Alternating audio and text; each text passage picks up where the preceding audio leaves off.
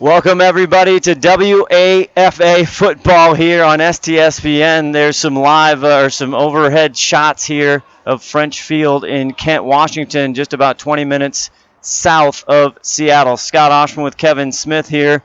Glad to bring you in. It's the Tacoma Trauma against the Seattle Majestics.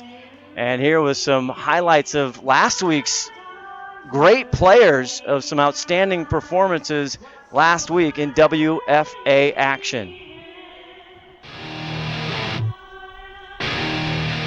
This is your list of top-performing offensive players for the WFA Week Number 1, 2016. We begin with wide receivers Stephanie Jackson of the Acadiana Zydeco, Melissa Strother of the Central Cal War Angels, and Vanessa Caskey of the Seattle Majestics, a game you're watching right now. Each of them were good for at least 100 yards and 2 touchdowns. On to running backs, Destiny Yarborough of the Central Cal War Angels. You'll see a theme here with all of these wide receivers, running backs, and quarterbacks. There's a Central Cal player in each of these categories. Destiny Yarborough ran for 183 yards and 3 touchdowns. Tamika Robinson, 150 yards and 3 touchdowns. And Emily Halley of the Detroit Dark Angels, 143 yards and 3 touchdowns. And at the quarterback position, once again another Central Cal War Angel player, Chantel Wiggins, Nicole Feline, and Ann Stutz of the Acadiana Zydeco. That's Nicole Feline of the Seattle Majestics, another game you're watching right now. And Chantel Wiggins threw for 296 yards, passer rating of 96.8, but what really put her in first place on this list were her 5 touchdowns versus only 2 interceptions. Again, this is your list of offensive players of the week, offensive top performers for the WFA Week Number 1, 2016 season. Now back to your game.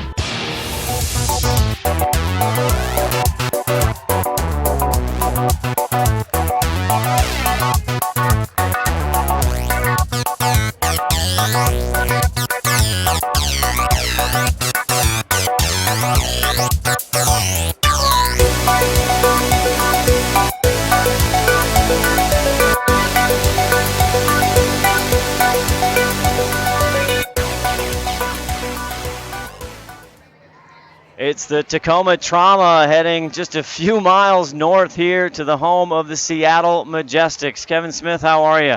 I'm doing great. It's a beautiful day here in Kent, Washington, so should be a great night for some football. Saturday night football. We were been lucky last week. Also had a beautiful evening, and tonight about 60 degrees here. As you can see out in the middle of the field, the captains for both sides. And we'll hit the toss here. Yeah, well, we've got both teams coming off victories in their first games. We got Seattle Majestic came off a 34-0 victory over Everett in their first game, and then Tacoma Trauma also won 13-12 over the Renegades. And rookie quarterback for the Majestic, Nikki Feline, had a great performance in her first outing, threw for 276 yards, 4 touchdowns. So that should be a great start for them. And speaking of Nikki Feline, who I pronounced incorrectly last week, so a big apology. Let's hear more from Nikki on her first outing here for the Majestics last week. I learned that we could overcome adversity, especially after the first half. The blocking scheme up in the front on my O-line, they really had to pick it up, and they did, so that converted to other points in the second half.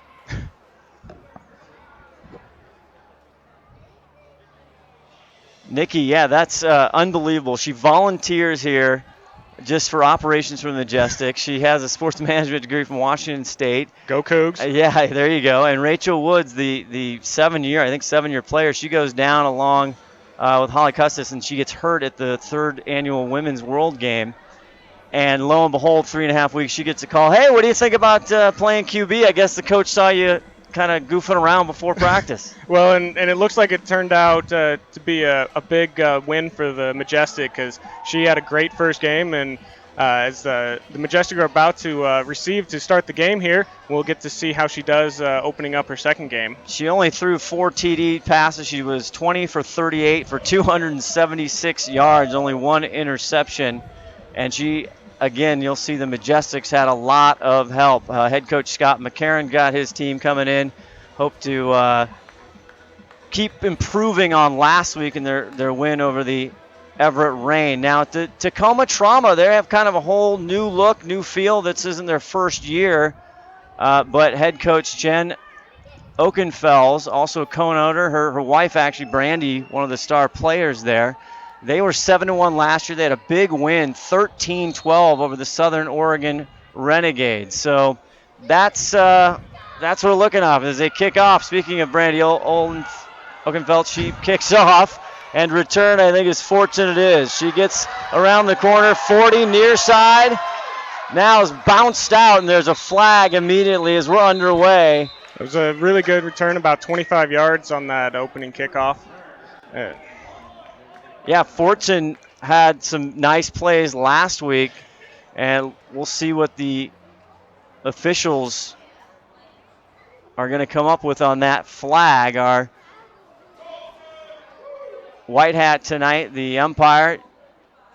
It is James Kennedy. James Kennedy, thank you. Also, Steve Pyatt there, and the umpire, Aaron Benkero. Looks like it's going to come against the Majestic as they're backing them up. So the Tacoma Trauma tonight, they come in, like I said, 13-12 over that Southern Oregon, the Renegades. An exciting game, kind of a power game, I was told. Didn't see a lot of video on that. But Jen Oakenfeld, the head coach, Brandy, her wife, she actually, I think, kicked off. And so they're looking for improvement. Jen used to play for Seattle. The Majestics kind of started in Tacoma. So there's all kind of intertwining storylines here with both these teams. A lot of the coaches were formed for Tacoma were former Majestic players. They should have a good idea of what the Majestic are looking to do tonight. Shotgun is Feline. Feline hands it off. And it's Williams, left side. Still going.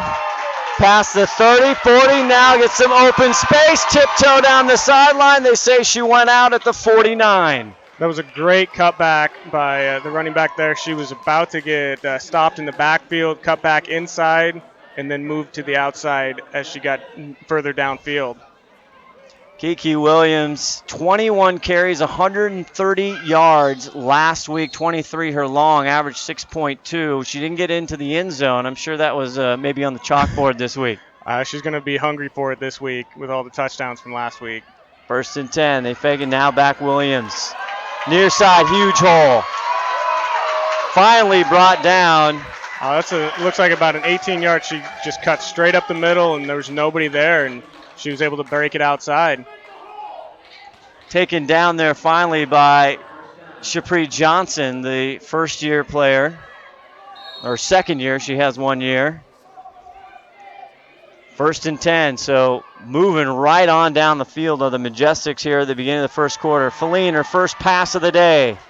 Gets over to Caskey. It's caught, and almost another first down.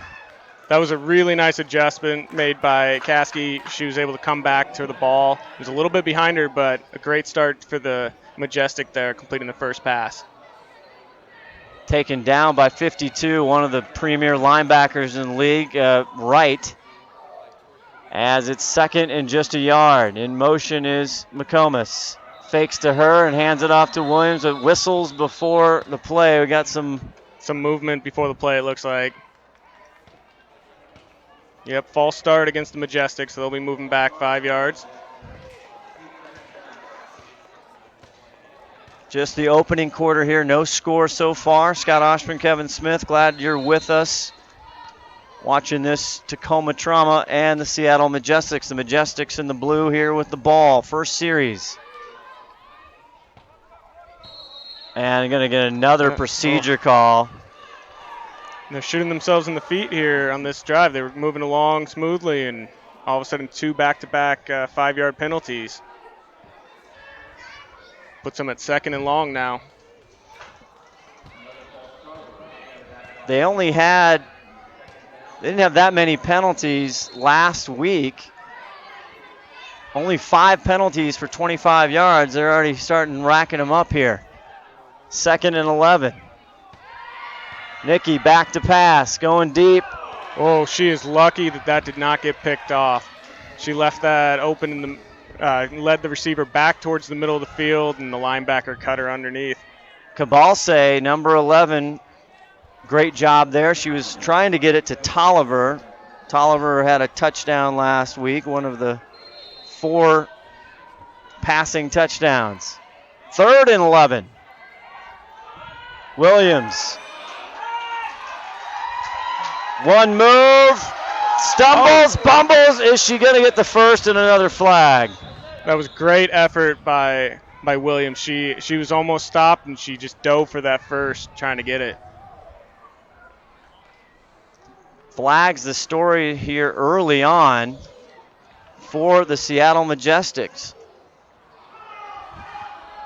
Talking to Scott McCarron, the head coach for Majestics, before the game, one big thing, obviously, first week always it's jitters and you draw it up and practice, real time, the speed, but execution, he was not pleased with the execution last week. That was what he was looking for, and I don't know how pleased he is now. I was going to say, if he wasn't pleased with last week with only 5 penalties, it looks like this is going to go potentially against the Majestic as well, and that's going to be 4 penalties in this first drive already.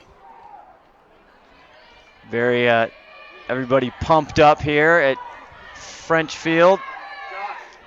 Yeah, that was a 10-yard penalty right there for holding that negated the great run by Williams. 3rd down and long. Fumbled snap. Williams has to get on it, and it's going to be 4th and long, and they're going to have to, probably would imagine, punt. We'll see, though. First 3 plays, march straight down the field, first down, 9-yard gain, and then 3 penalties and a boarded snap there, and we're stuck at 4th down and way long.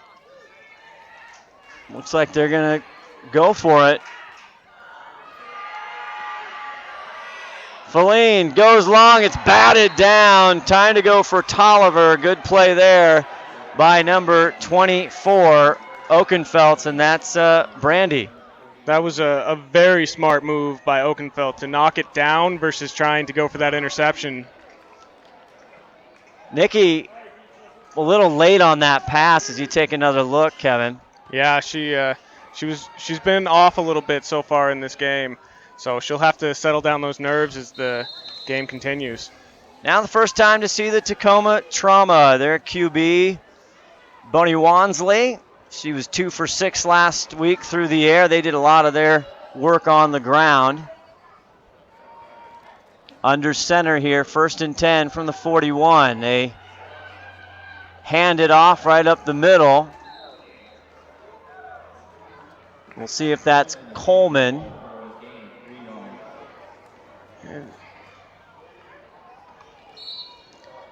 And it was Teresa Coleman there. The anticipation, the hesitation here. Wanted to make sure we got that name right. Teresa, she had 21 carries for 127 yards last week, 1 touchdown in their 13-12 win over the Southern Oregon Renegades. It's definitely a contrast in styles between the two teams as you get the spread offense versus the more traditional with the Trauma. 2nd and 7 here. Boney goes back looking for the first pass. It's caught, and it's a Tacoma Trauma first down.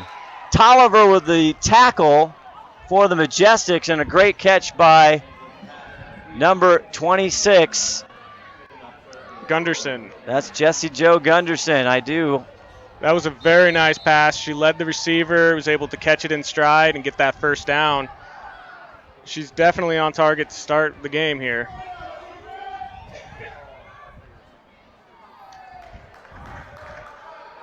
Sun kind of coming. Again, beautiful day here in the Pacific Northwest. Well, 1st and 10 now just inside Majestic territory. Motion.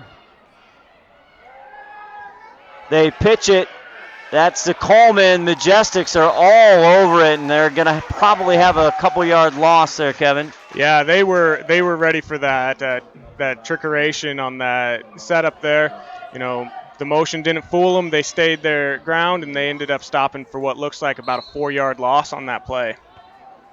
The 5th-year player, Bonnie Wansley, leads him up now. Big loss there. 2nd and 15. Coleman on the right side gets the carry, and the Majestic. We got more laundry on the field. The D-line there not giving up too much. Great play there. They did an outstanding job last week. especially in that second half. Holding the Reign scoreless. Yeah, they're definitely their front four are holding strong so far, as the Reign or the Trauma are trying to run it straight up the middle on them, and there's no room right now. Last year, Tacoma going 7-1. Their only loss was to the Seattle Majestics, 49-13, and then they met them again in the first round of the playoffs, and the Majestics took care of business there, 35-0. But that was with a completely different team, different quarterback, different coaching staff. So 2nd and a mile. They're trying to get to the Majestic 39-yard line. Oh. And that's not going to get it. Met in the backfield. That great penetration by the Majestic getting in there, and there was nowhere for the running back, Coleman, to go anywhere. Jessica Brown, the defensive lineman there, outstanding job. They got 3rd and truly a mile right now. It is 26, I think, 3rd and 26. Yeah, that 3rd and 26 to go at their own 35. Let's see what the coach has dialed up. Yeah, maybe they go back to the air. They had a very completed pass or first down. Wansley, play action, pressured. And she goes down way back at the 25-yard line. The Majestics there. And that's Lorraine again. She caused havoc last week. Looks like there's an injured player on the field.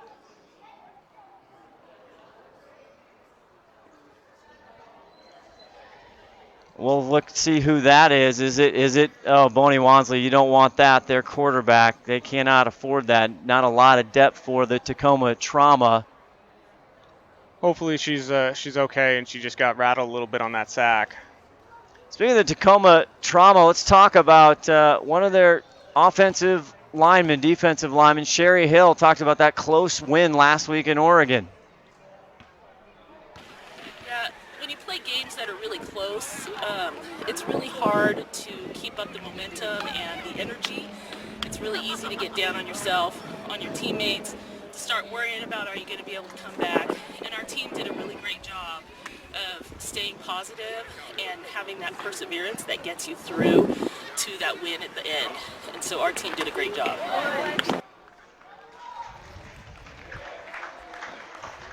To see her get up, that's good news for them. Wansley, they can't afford. She was able to walk off on her own there, so hopefully it's nothing major. 9:13 left in the first quarter here. No score. Seattle Majestics took the opening kick. Had a couple great runs and drives, and they were stalled by penalties. Turned the ball over, and now it's 4th down. So looks like they're going to punt here. Here is the punt. I think that bounces there. Takes a Tacoma bounce. Fortson back to receive that. Majestic are lucky they didn't try, that they missed that ball completely. It looked like the returner was going to try for it and miss the ball. Brandy Oakenfels there, the punter for Tacoma. So Seattle will get their second try here. Kind of a slow start, 8:53 left to go in the first quarter. Scott Ohsman, Kevin Smith, glad you're with us here tonight. Hopefully Nikki Lafine settled down after that first series and can start hitting those receivers a little more accurately. I think I know the coaching staff would like to see a little more crispness for Nikki Feline. Her second game of the year. McComas in motion. They get it to McComas. Left side. Great block. Gets a first down and now is taken down right at the mid-stripe. The receiver there set that edge perfectly and gave her the yardage for the first down. Hooks on the tackle for Tacoma, as you see it again right there. That looked like it was Vanessa Caskey making that seal block. First and 10. Nikki back, goes to pass out to Tolliver, and it's completed. She's taken down there. Probably get a horse collar there at the 47-yard line. That was more on the tackle. I think she might have gotten her collar. I don't know. We'll see if, I don't know if we have that, take another look or not, Kevin, but I think that's going to be the call. Yeah. It was a big penalty, 15 yards.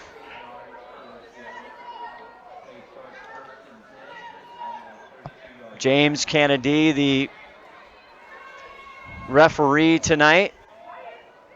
And as they had a lot of penalties on them, this one the first big one for Tacoma. First and 10 now in the Trauma 31-yard line. Hand it to Williams. Williams cut back, nowhere to go. She kept fighting for those couple yards, though. She's got a little toughness. She's not a big girl there, and she's powering through. Scrivener, number 70 for Tacoma, with a nice tackle, discipline, stayed home. 3-year player, brings up 2nd and 8. Feline in the shotgun, hands it off to Williams, and there she is one more time. What a great tackle there by Val Scrivener. She blew right through the line and met her in the backfield. Williams had nowhere to go on that play. She was stopped right as she got the ball. It's going to bring up 3rd and long right here. Another 3rd and 11. They haven't been able to convert. And the ball is hiked, and it's a free ball. It's a loose ball. It's recovered by Tacoma. Wright falls on the ball. Nikki Feline was the most surprised the ball was even hiked. They didn't even realize it had been hiked. It was already past Feline and Williams. Watch this replay. They're just standing around. Oh, boy. That is the second snap miscue in as many possessions here. Majestic are going to have to figure out their quarterback center exchanges here. That was not an issue last week too much. So that's a new issue they need to take care of and resolve, and head coach Scott McCarron not happy at this time so far. I would guess not. They keep shooting themselves in the feet. And for Tacoma, good news there to see number 2 under center, Wansley, the quarterback, who went down. First and 10 on the 42-yard line. They're going to hand it to Coleman on the right, and she is just met by a brick wall. Another flag. That was an interesting formation. You had 3 running backs behind the quarterback in an sort of a T formation there. You had the fullback and then both running backs. The officiating crew, Kevin, getting their work in early here in this one, just with 7:10 left in the first quarter, no score. That's 7 penalties already in the game. We've got 4 against the Majestic, and we'll see who this is gonna go against. Well, we'll get the call here from the referee. Inadvertent whistle. They're picking that up, aren't they, Kevin? Yeah, my guess is they must have been confused by that formation, just like I was.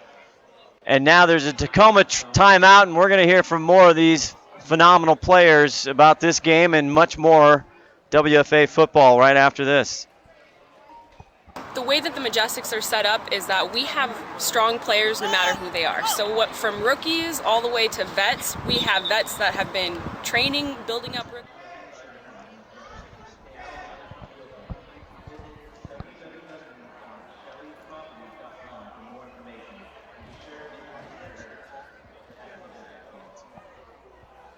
Timeout here with 7:10 left in the first quarter. Kind of just I don't even know. A lot of flags, a lot of just not executing on either side. A big turnover for Tacoma. You know, Seattle only had 1 turnover last week. That was an interception. No fumbles there. So not smooth sailing here. No, it looks like both teams haven't quite come out of the locker room yet. Yeah. That's they're both kind of just feeling each other out right now. It's the two heavyweights trying to figure out who's going to be able to hit that first blow. And they're hopefully the teams will start getting things together and start having some offensive success. Tacoma gonna see what they can do here. 2nd and 10.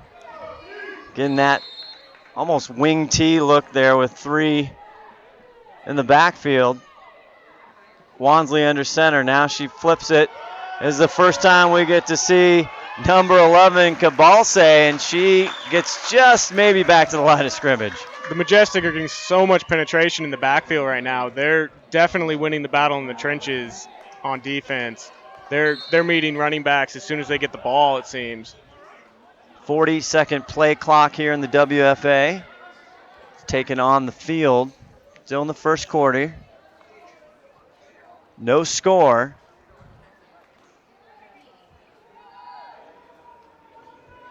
Seattle's had the ball a couple times here. This is the 2nd series for the Trauma. Bonnie Wansley now in motion, same formation. They flip it out. This time Coleman right. So much penetration, nowhere to go, and another loss. Whistles are blown. Well, they've tried it that same play with the motioning the fullback out, and they've gone to the right and they've gone to the left now, and it's been the same result with the Majestic meeting them in the backfield. Kanataka there, the offensive lineman. Edlin. The list goes on for the dark navy blue jerseyed Majestics as McComas comes out, and we got 4th and a mile, and Oakenfell's back to punt once again, or 2nd.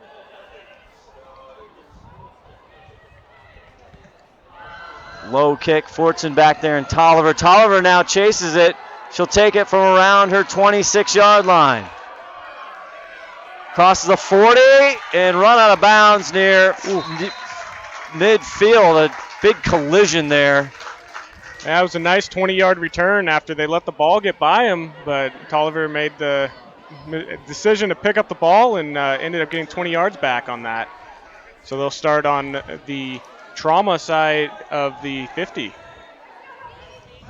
We'll hear from some more players about what this game means here today. All through the ball game as they set it up now on the 46-yard line.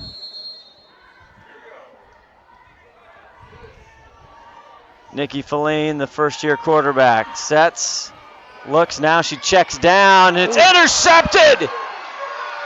Trying to go to Caskey, and a huge interception there by number 30, Hooks. And the second turnover, we've got another injured player. Let's hear more about what these women are saying about today's contest while they tend to her. There's the interception real quick before we go to that. It looks like the injured player is coming off the field, and Feline just telegraphed that pass. She waited too long. It was open, and then she threw it late. Learn quickly and execute efficiently. That was Vanessa Caskey. She had a huge game last week. And so far, the Majestic just can't figure it out. 2 turnovers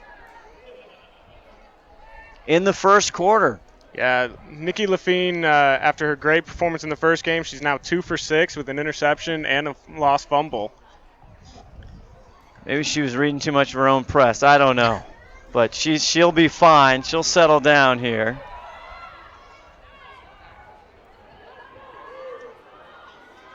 The Trauma getting ready here. 1st and 10 on the Majestics 40-yard line after the INT. Coleman now cuts up the middle and gets close to a Trauma first down. And they say in coaching it looks ugly, but they're just not executing. And it looks like the up the middle play right here. Yeah, it was a little draw to the fullback instead of going to the outside or the running backs. They just quick handoff and right up the middle and got the Majestic crashing too much on the outside.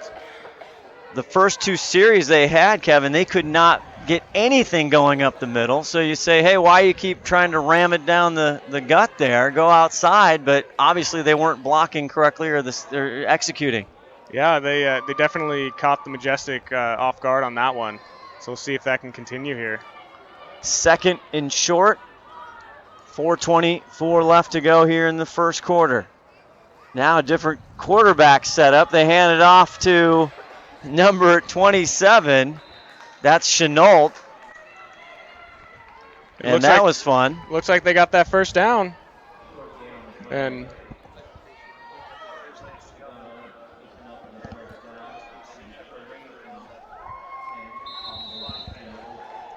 we want to apologize. We had Everett Rain there down on the bottom scoreboard. We got that fixed.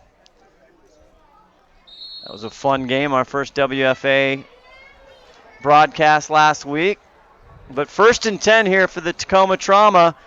That time they had Jesse Joe Gunderson under center, and they handed it off to Chenault. It looks like they got the same thing going.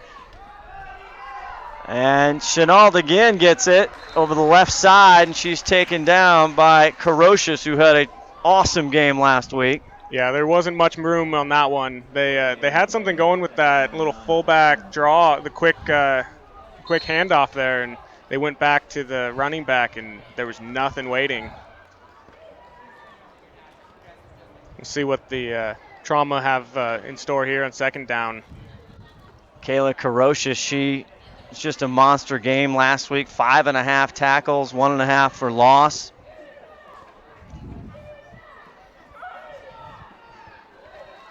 So 2nd and 8. Same formation here. Gunderson under center.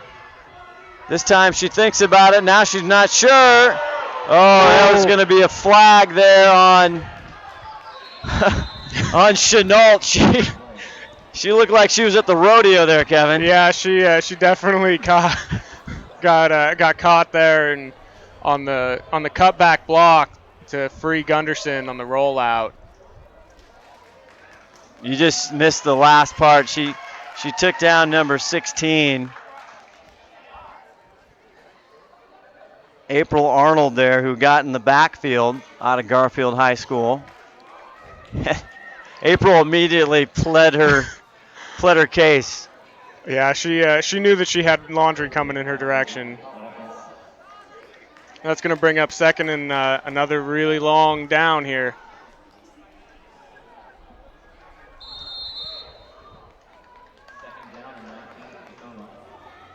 Trauma are definitely hurting themselves with these long penalties. They've got 4 penalties now for about 45 yards. Both teams plagued with penalties here in the opening quarter. We're just rounding down, 2:43 left to go. Now another set for Tacoma. This time it's number 12. Pick it out to Coleman. Not much there on the Majestics. Ready for her there as Vanessa Rodak comes in, and we got to wonder if Boney Wansley, there's something hurt with the Tacoma Trauma quarterback. Yeah, she's been out now for the last 4 or 5 plays, and you've got a new quarterback in Gunderson in there, and I'm not sure what they're wanting to do passing-wise yet. We haven't seen her throw a pass, so we'll see what the coach for the Trauma have in store for us on this long third down play. I can see Boney sitting on the Tacoma bench there being tended to, not quite sure. She came in after she got injured. Yeah, she was in for about 3 or 4 more plays, and then she's been out for Gunderson. So 3rd and long, trying to get to the 19-yard line.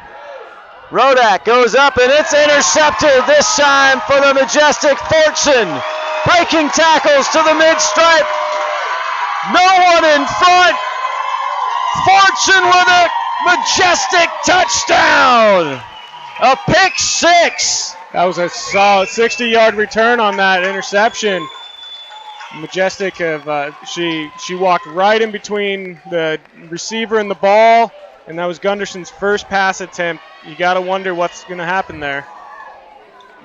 Tough spot for Rodak to come in, and there you see Fortson. Once she hit the corner, there was nobody to stop her. Well, sometimes your defense has to pick up your offense, Kevin. Yeah, and that was a big spark for the Majestic. We'll see if they're going to be able to continue that momentum from that interception, pick six. And on for the extra kick. They're looking over here. Melissa. That's Castor. Yeah, Castor's in for the extra point. It's up if there's no whistles. No good. She pushed it right on the kick. Well, with 1:25 left here in the first quarter, the Majestics get an INT, a little pick six, and they lead 6-0 over the Trauma.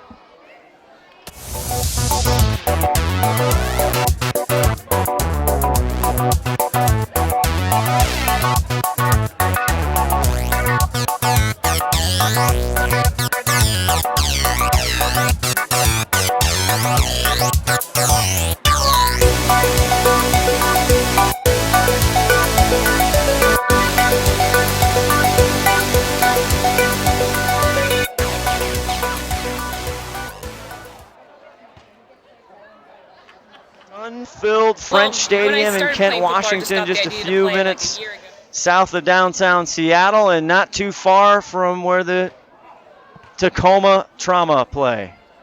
Yeah, it's definitely not too bad of a drive to come up from Tacoma to play here in Kent. French Field, it's beautiful weather. And we're getting ready for the kickoff here. Is the Majestic kicking off to the Trauma. Castor do the duties. Kicks it off, a nice kickoff there, and Oakenfeldt looks at it, grabs it around the 25, shakes one tackler, and she goes down at the 30-yard line. She was able to make something out of that. She had a defender on her right as she picked up the ball and ended up shaking her for another 5-yard gain on the kick return. Brandy, one of the co-owners, again, her wife Jen, the head coach for the Tacoma Trauma. And they'll see if they can get some things going. They have been into Majestics territory. They had a couple decent series going. They were marching along on that last drive, and then penalties pushed them back. So we'll see here at quarterback if you're just joining us, and that's Gunnarsson. Tries to hand it off to Coleman. Lucky to get the handoff, and she's met right there up front by big 67, Kanataka. Yeah, they had some success on the last drive with those quick handoffs to the fullbacks, but the Majestic were ready for it on that play. They met them in the backfield and continue to win that battle in the trenches. Second, they lost a yard on that play, so 2nd and 11 from their own 29-yard line. Tough break if you're just joining us. Their starting QB, Bonnie Wansley, the 5th-year player, she got injured, tried to come back, and something's going on. She's still sitting over on the bench. We'll try and get more information perhaps at halftime. So tough break here for the Trauma. Jesse Joe under center. Gets it back over to Cabalse. Tries to get around the corner and has to work really hard to get a yard. Yeah, it looks like she got a couple yards on that. And I don't know if that was a design play or not. It looked like the pitch was behind the running back, which forced her to cut back opposite of where the motion of the play was going.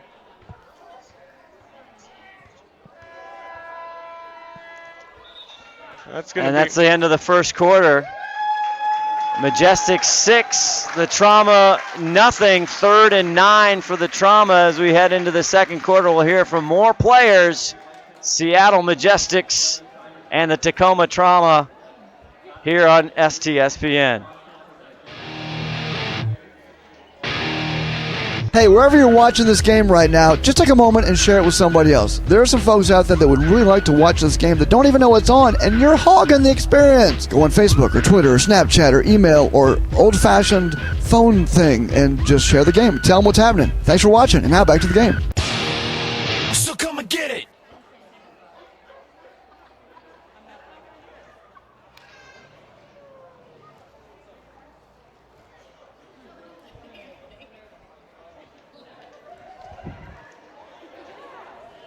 Well, when I started playing football, I just got the idea to play like a year ago. Honestly, my biggest thing was I just wanted to go out here and try my best. So everything I did, whether it's in practice, just go 100% and make sure that I'm paying attention to everything that the coaches are saying, so that I can learn and so I can improve and so I can get field time.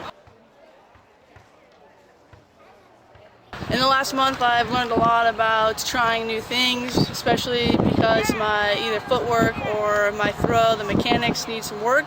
So just keeping an open mind, I feel like I'm doing a better job of that and making sure I listen to all the coaches. Want to thank Don Harrell, WFANation.com, providing all those great interviews. As the Trauma now will turn the other way as we start second quarter. Scott Ohsman, Kevin Smith here with you from French Field. Gunderson back to pass. Now is getting all kinds of business, and she's finally sacked. That's second sack for the Majestic here tonight already. And it's going to bring up 4th and long again. Lorraine on the sack there, along with April Arnold for the Majestic.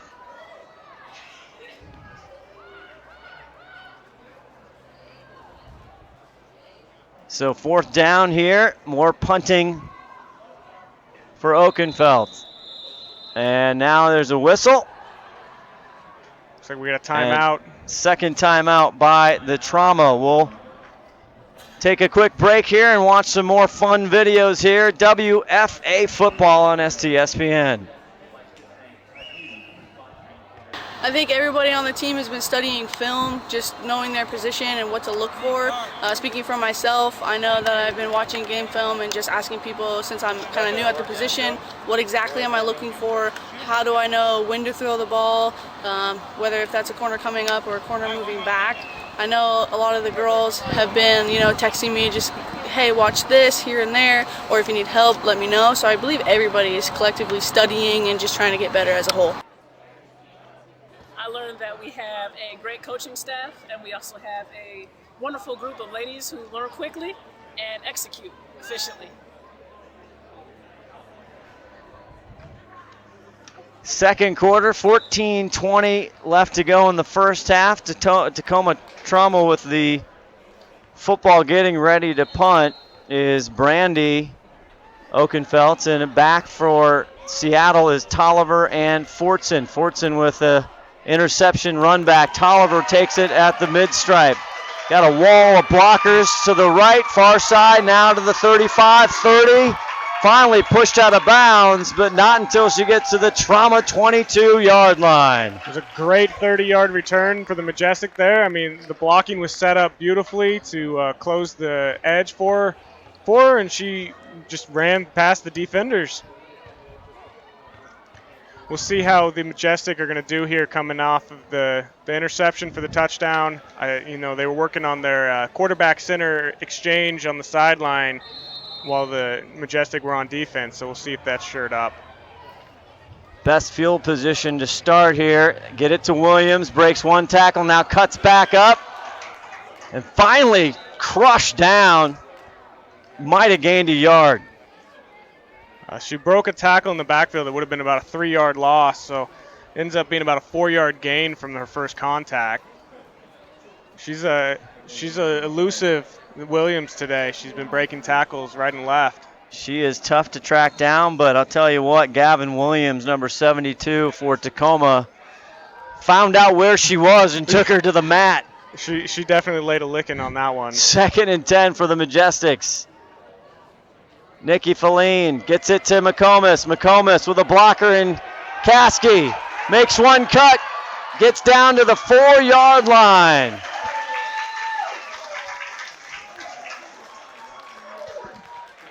That was a great end around. She was able to have some blockers out in front of her, get the first down, and set up 1st and goal for the Majestic.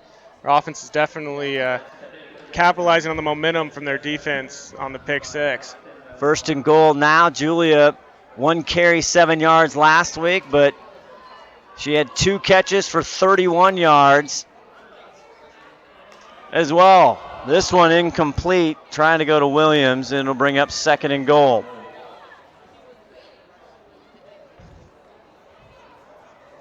They're still struggling today with finding that rhythm with the receivers, so hopefully things they'll be able to sort that out as the rest of this half plays out. Here's a big test for the Trauma defense. Nikki shotgun.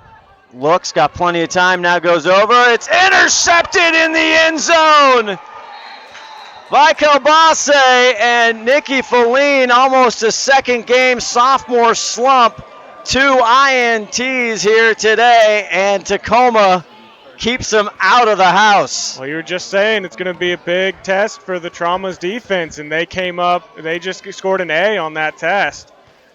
That was a beautiful interception. They stepped in front of the receiver there and prevented the touchdown. She threw in a lot of traffic there. Good coverage by Tacoma, and they'll take it over here with 12:45 left to go in the first half. 6-0 Seattle on a 60-plus yard interception return by Fortson. Well, we'll see what the Trauma have in store because the Majestic have been in their backfield all day, and they're on the 1 yard line. So interesting, she got it in the interception in the end zone. This time they hand it to big number 40. Sorry, Sean Morgan there. She got a few yards, got them out of that, get a little further out of the shadow of their own end zone. Because, yeah, after the interception, she tried to run it back and made it to the 1 yard line. You take a knee. I'm sure the coach is informing her of that as we speak. That'll be on a sticky note in the film room, I have a feeling, on Sunday or Monday, whenever they do that. 2nd down and 10. Again, if you're just joining, Boney Wansley, the quarterback, injured. Gunderson hands it off, bouncing back. She made it back to the original line of scrimmage, it looks like. So they've got a few yards before the end zone. And that's Cabalse, who got some carries last week, who had the interception there, but now 3rd and long, pinned back in their own end zone here. The Trauma are going to have to find some answer to the passing game now that they've got Wansley out with an injury, because running straight up the middle against this Majestic has not been working for them so far. Dangerous also if you put it in the air here. Another pick 6 opportunity possibly for the Majestics. Gunderson takes it under center, now hands it off. Tries to get a tackle, but pinned back in a big defensive play there by 57 Carocious, who had a monster game last week out of Kent, Washington. Well, it brings up 4th and about 7 yards for the Trauma, and we'll see if they're gonna punt, it looks like. Brandy back to punt. Tolliver and Fortson standing around the 28-yard line. See if the Majestics send the house here to try and block it. They send one. High kick. One bounce. Not sure if anybody touched it. It's covered up there by the Trauma, but it'll be Seattle Majestics ball. There's a flag on the play as well.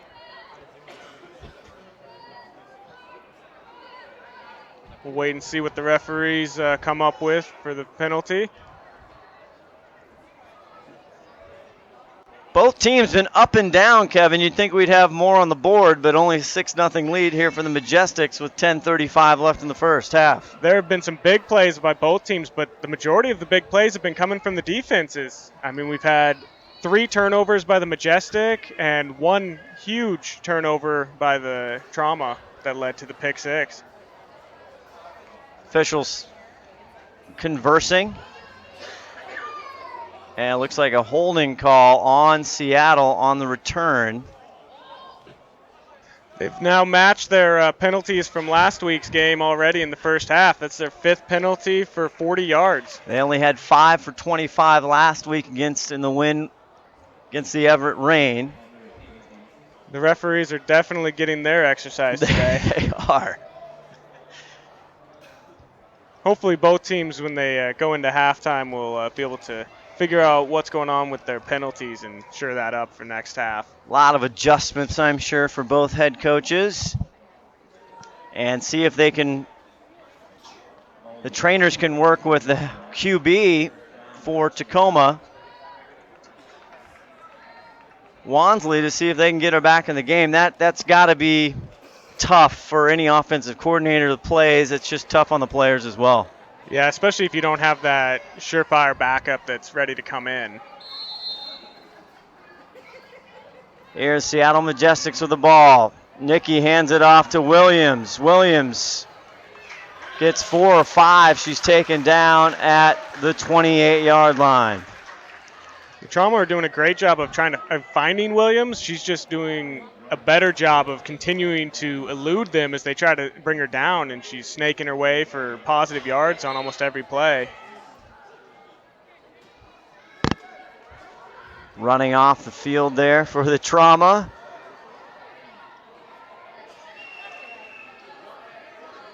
Second and 8 here is Nikki Feline with Williams, the lone setback. Now pitches it to Williams on the far side, makes a cut. First down, inside the 20, and she twists and turns down to the 15. Yeah, Sasha Gray made a great block on that play. The tackle, she sealed the edge and allowed Williams to break that first down run. The rookie offensive line. You know, the OLDL, they don't get a lot of love, Kevin. Yeah. They don't get enough of pub.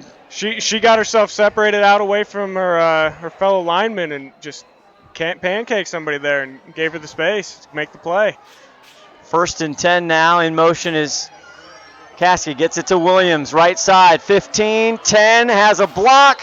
Out of bounds near the 5. And Kiki Williams starting to get going.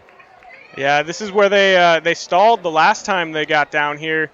They ran the ball to get to the 5-yard inside the 10, and then they went to 2 straight passes. So we'll see what the coach for the Majestic has dialed up in this possession.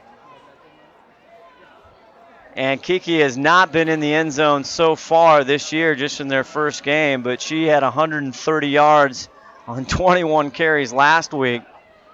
Ground game working here for the Majestic. Feline back to pass, goes over in the flat to Caskey. Good defense. She's taken down. Might be a little bit of a loss right there for the tackle. Yeah, they were on Casket coming out of the back for that reception. As soon as she touched the ball, she was down. Hooks there also. She's got an interception tonight. Third down. Big third down play here for the Majestic as they've stalled on offense so far in the game. Nikki Feline, Williams in the backfield. Fakes it to Williams. Goes up, rolls right, going to Tolliver. Tolliver catches it at the 3. She does not get in, but she'll get a first down. That was a much more accurate pass out of the quarterback, Nikki Feline. She definitely hit the receiver in stride that time and gave her a chance to get there, but looks like we've got somebody hurt again. We have the official timeout. It's a Seattle Majestics on the near side. We'll step away. 6-0, but Majestics knocking on the door with 8:15 left in the first half. In the last month, I've learned a lot about trying new things, especially because my either footwork or my throw, the mechanics need some work. So just keeping an open mind, I feel like I'm doing a better job of that and making sure I listen to all the coaches. Just hearing from Nikki Feline now. First and goal from the 2. In motion is McComas. Fakes that. Goes to Williams. Quick step in. Touchdown! Kiki Williams and the Seattle Majestics. Yeah, she got that pay dirt that you were talking about that she missed out on last week. Everybody else got in the end zone and she felt left out. So she's been working really hard and they rewarded her right there and gave her the touchdown. The injured player earlier also was Rebecca Samuelson, one of their offensive linemen, but she was able to walk off on her own. Melissa Castor on for the extra point try. High snap. Hold is good. It's up, and it is good. That puts the Majestic now up 13-0 here on the Trauma, and they finally were able to put that full offensive series together for them. And they went back to the ground game, had a nice little completion by Tolliver to get that first down. And with 7:48 left to go in the first half, they strike their first offensive touchdown today on a 2-yard Kiki Williams run. Let's hear more from these players here. We have Vanessa Caskey. Again, that goes to our coaching staff, coaching us up and getting those players ready to play those positions, and then those players stepping up and being able to play that position. So they get a lot of mental reps, when they're not in, and then they come in and execute. Want to thank Don, Harold, and WFA Nation. We got some great halftime interviews. You want to stay tuned for that as the Majestics kick it off. And Castor, nice kickoff. Takes a bounce in and out of the hands of Johnson. Breaks a tackle, still on her feet to the 40-yard line. Yeah, she fumbled the ball on her initial attempt to pick it up and then grabs it and goes 20 yards on the return. She fooled the defense a little bit. Chapri, tough to get down to the turf, and a good, solid run back for her. They'll start right at their own 40-yard line, 1st and 10. Plenty of time, 7:39 left to go here in the first half. Let's see what the Trauma can do on offense now. Answer that touchdown from the Majestic. Trying to get 28 Teresa Coleman going. She had 127 yards on 27 carries last week in their win against the Renegades. Head coach Jen Oakenfeld's telling us before the game they'd like to be balanced, like everyone would be, of course, but definitely last week much more of a power game as they have a power running setup here. Well, and their ideals to get to that balance probably took a big hit when Wansley went out hurt. Jesse Jo Gunderson under center, the backup quarterback here. Pitches it, now it's on the ground and she just has to fall on it. And that is Coleman there that falls on it. And we talk about you just don't get the reps in practice. It's not something you've done hundreds of times, and she's taking over for a 5th, 6th-year player. Well, you're talking about somebody that's used to playing tight end, defensive end, that's going in there and you're asking her to lead the entire offense against something where she probably doesn't have a lot of experience in game. And that pitch is a great example. You just timing those pitches is something that you need reps and you need to practice with. Sets them up with that loss again. 2nd and 16. Here backed them up. They had a good kickoff return by Johnson. Hooks in motion. Now the pitch to Coleman on the left side. Cannot run through 2 tackles. Another flag down as she's finally taken out at the 37-yard line. Yeah, it looked like they had too many people in motion at pre-snap for the Trauma. And that's preliminary indication there from our referee. That's the 10th penalty of the game so far, 5 for each team. And that negates a really nice run but for the Trauma. And the 3rd timeout is taken by the Tacoma Trauma and head coach Jen Oakenfeldt. And we'll step away. WFA football on STSPN. Well, I was on that 2014 losing season, the 2013 one also. So, in my opinion, last season we became a better team because the owners listened to what the players said the season before. So we got new coaches, and we got coaches who were willing to teach us and sit down with us and answer every single question that we had if we didn't understand. And we also understood that stats and making it to the All-Star game, although awesome, is not what football is about. That was Big 52 talking about last year's team, this year's team. Great player, and second in a long ways to go. They pitch it again. Cabalse tries to step out, but too many Majestic players there. Ferocious. The pursuit, we've talked about it all night in the first half. Boy, that defensive line is just getting in there deep into the backfield. You know, you talked about that their coaching staff, a lot of them came from Seattle. It's almost like they got their playbook right now because they are in the backfield on every possession. And the Trauma, like the running backs for the Trauma just don't have a chance right now. As soon as they get the ball, there's 3 defenders that are on them and they're gang tackling. And we should mention they're one of their big star defender players for the Seattle Majestics not playing as she was injured early. Kase Tukata, number 22, the All-American, she's not even playing, and they're getting this kind of pursuit. Yeah, they definitely are very disciplined, and they're just attacking that line, and they're winning the battle in the trenches right now. So now at the 20-yard line, they have to go to the 50 for a first down. Gunderson tries to flip it out, and it's going to drop to the ground before it got to number 17, Bannock, as the first pass play there by Well, the Trauma are Gunderson. gonna have to figure out what they're doing on offense, because this is about the 4th time that they've ended up with a 4th and 20-plus yards on offense. Brandy back to punt. And awaiting to get the ball is Fortson and Tolliver.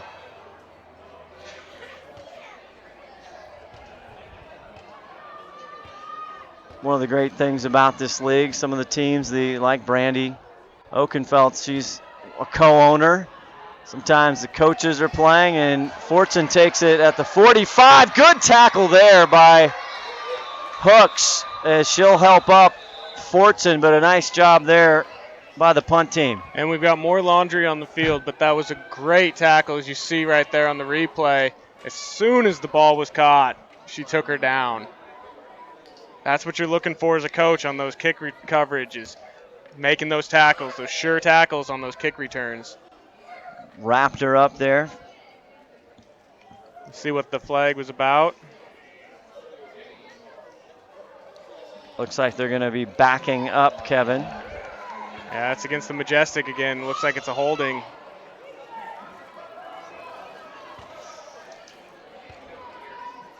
Well, we'll see what the Majestic are going to do after finally getting in the end zone on offense on their last possession. See if they're going to be able to continue that success.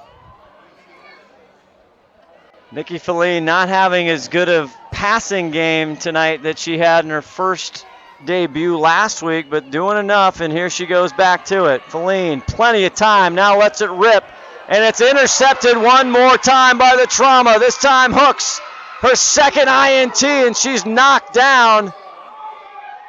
Is she? They whistled her down. No, there's no whistle.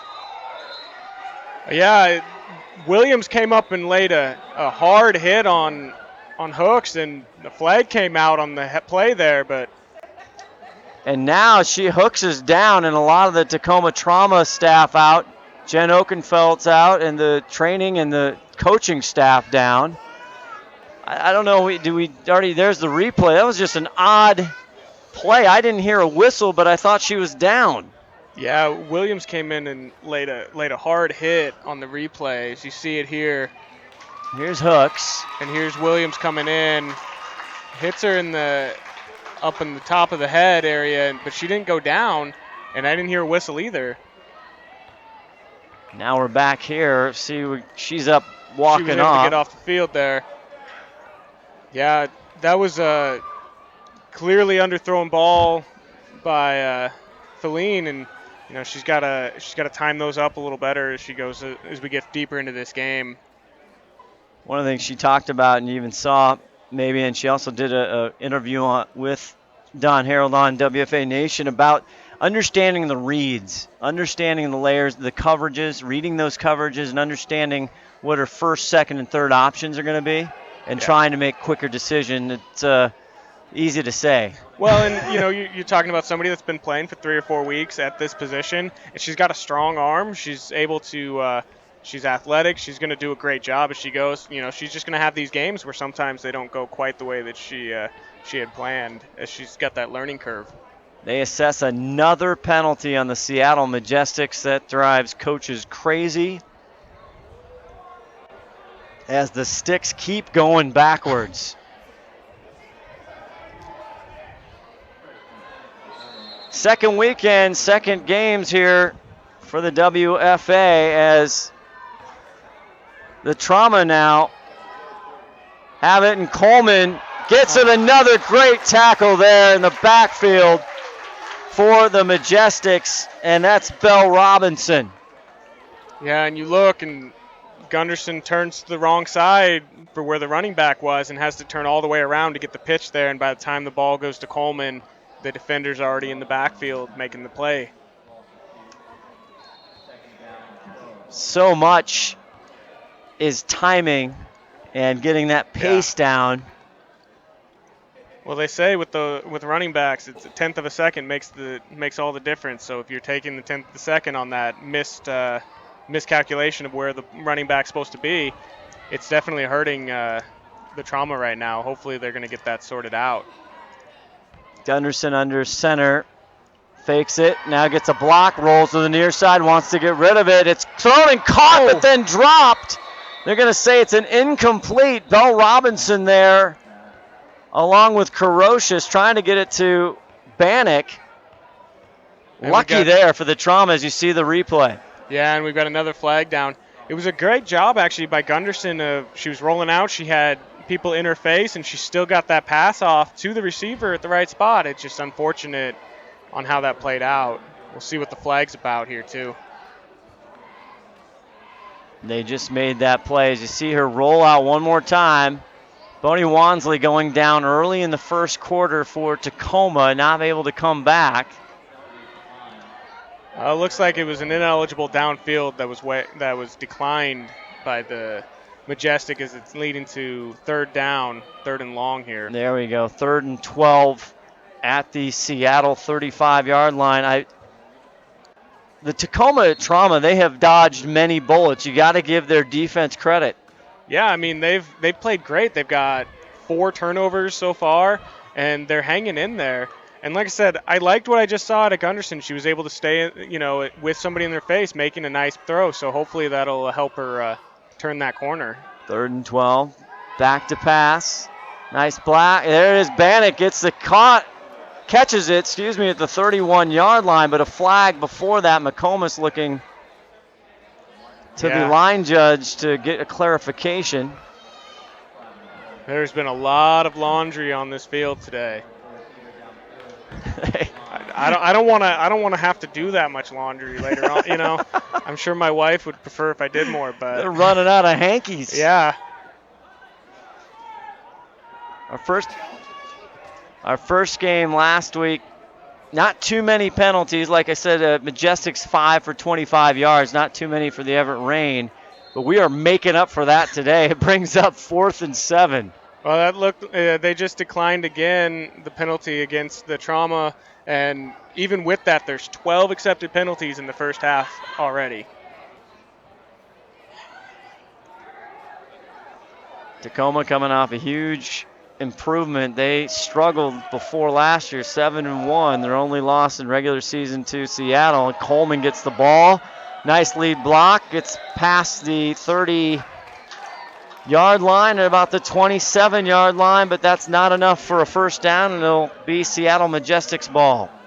Yeah, they at least were moving the ball forward that time. They weren't moving backwards, but they've got to figure out that passing game downfield, because Gunderson made a couple nice throws there, but they were both right at the line of scrimmage, and the Majestic are just all over the ball carriers today.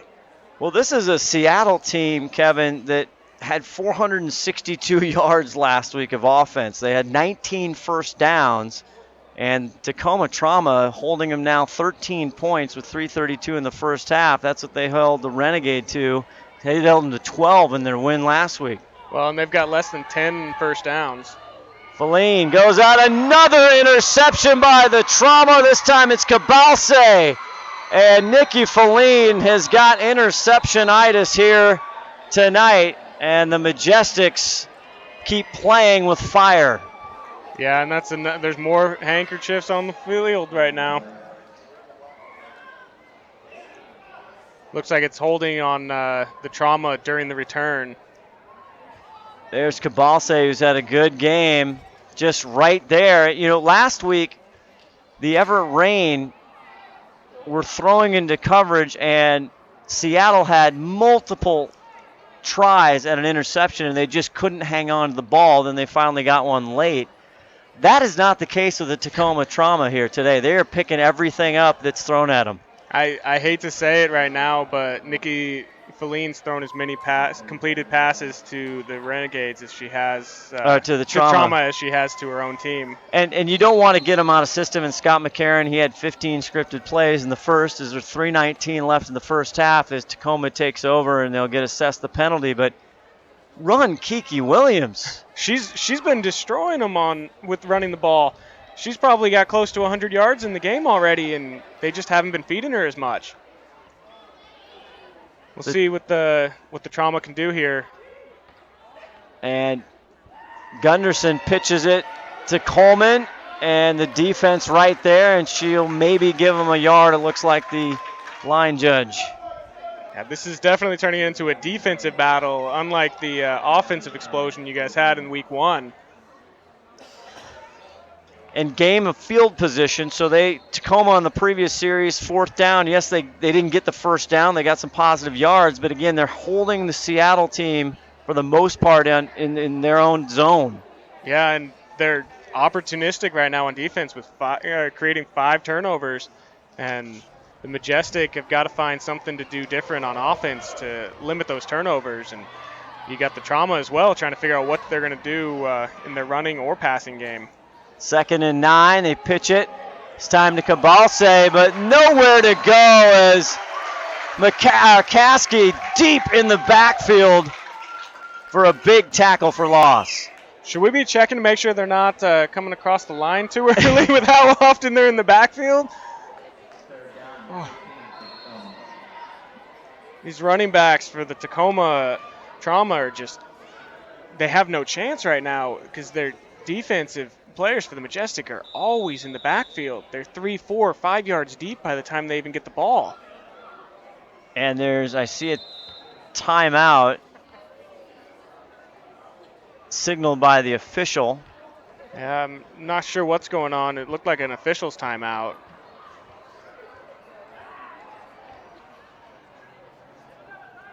Is this an equipment timeout? No one really knows. 3rd and 16, ball at the Majestics 42-yard line. And we're underway once again with 1:56 left in the first half. Gunderson gets it to Cabalse. Cabalse plunges across the 35 to the 34. That was one of the better running plays so far by the Trauma tonight. And what they had there was almost a delayed handoff where she had Gunderson had like 3 different running backs she faked it to before she handed the ball off. And it looks like, timeout for the Seattle Majestics. We'll see what happens here with 1:41 left to go. We've got a great halftime coming up. And we'll hear from more Tacoma Trauma right here as we wait the timeout. Well, what I learned about the Tacoma Trauma, my sisters, are that we are resilient. After that touchdown that made it 12-13, we could have been a team that got down and put our heads down, but we didn't. We went out there, we fought, and we continued to play as the score was 0-0. So we're a very resilient team, and we never gave up, not one time out there. That's what I learned on Saturday. I don't know, I just think I always have something to work on. I guess being flexible when I'm getting rushed is a good thing. Sometimes it went back for the loss, other times I was able to escape something and maybe pick up a couple yards. So I think just being flexible and being able to adapt to the situation. 1:41 left. Scott Ohsman, Kevin Smith here. French Field, the sun-soaked French Field, as they're kind of getting in the shadows now as it dips in the west here. But 4th down and 7. Gunderson, Cabalse hit right away. Yeah, she was in the backfield before the ball even got to Coleman.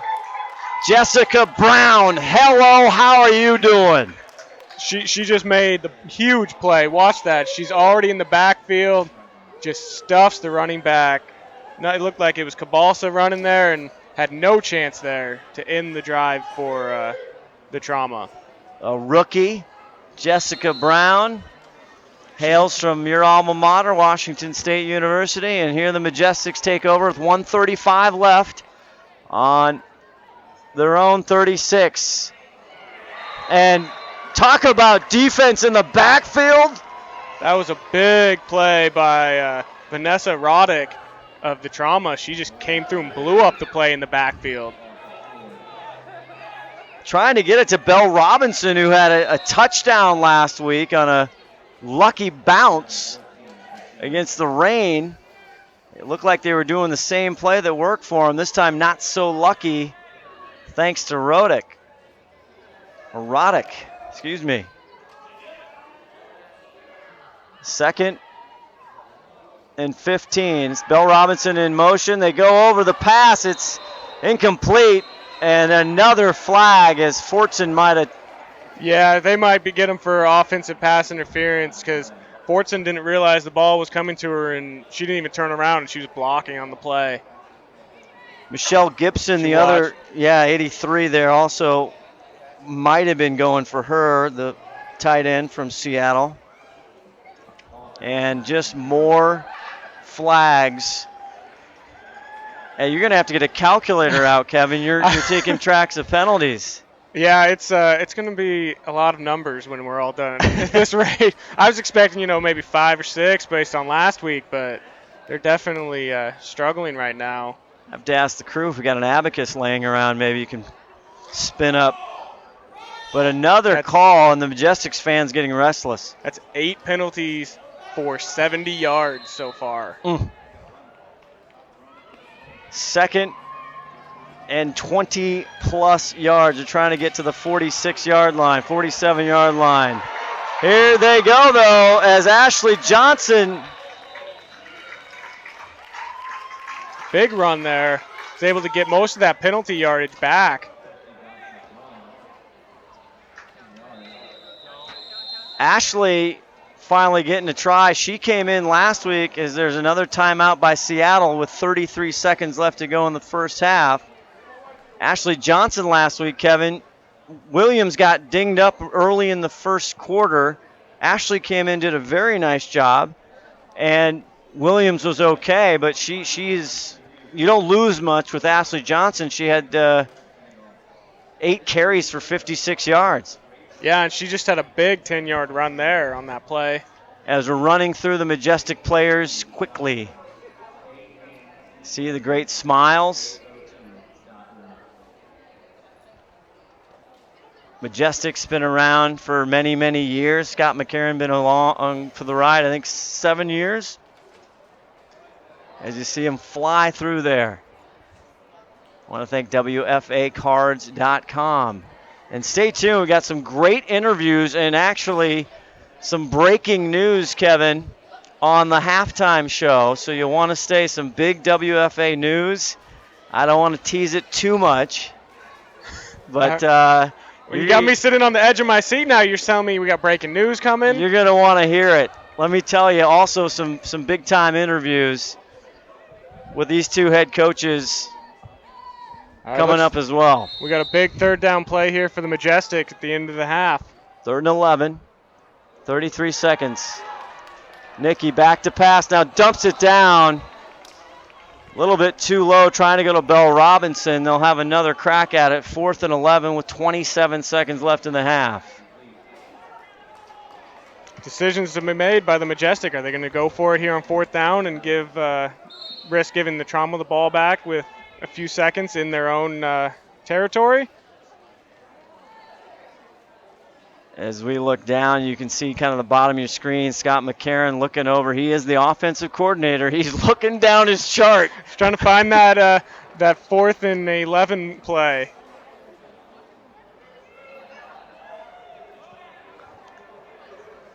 Feline now.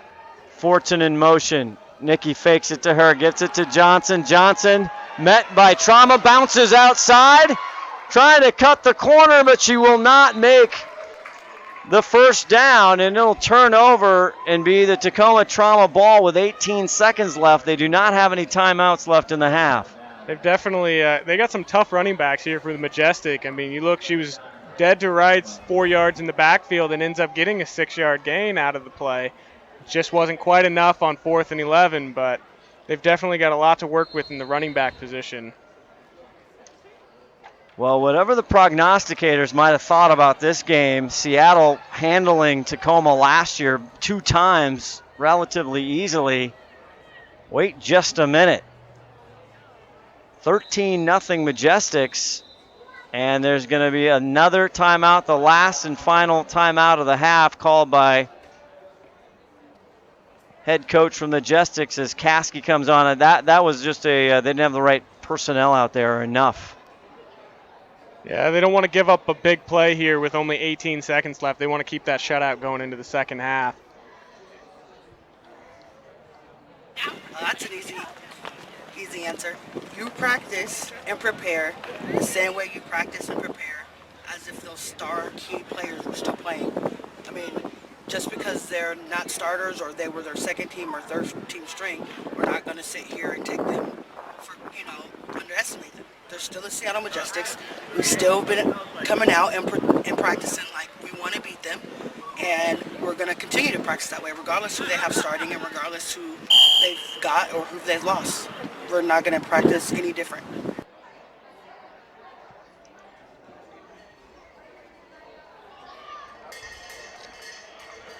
"18 seconds left to go. The Tacoma Trauma trying to see if they can pull off a score here in the waning seconds. Neither team has a timeout left. Gunderson back, looking. Now she just lets it rip. That one's high in the air, and Tulliver comes up with the interception as 9 seconds shows on the clock. Yeah, that was a hope and a prayer by Gunderson throwing that ball up. Watch this. Into traffic, and with 18 seconds left, they were just trying to make something happen there. Jessie Jo Gunderson, the pocket started to collapse on her, and she just let her rip. There have been 6 interceptions so far in the first half. Say. I'm going to say, though, for Nikki Feline with her 4 picks, she's a WSU grad. There was another Cougar that threw 5 in the first half, Alex Brink, back in 07. So. Wow, there you go, baby. You don't get that just anywhere. No, that's gold right there, that little nugget. I happened to be at that game against Oregon State. And Nikki will just she'll take a knee here to end the first half. Almost as good as a punt, that last interception there by Gunderson. They were just trying to make something happen there at the end, see if they could get a big play. 13-0. It has been a defensive juggernaut. Penalties, interceptions, you name it. But now we're going to go to a great halftime show brought to you by WFA Nation right after this. Don't go away. You're watching WFA football on STSPN.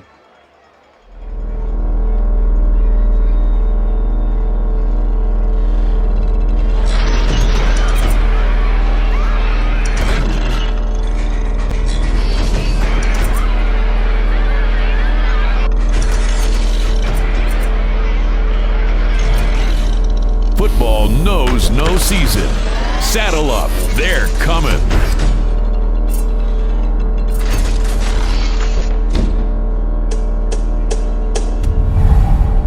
Hey everyone, if you want to get involved and be a part of something powerful, share this video with everyone you know.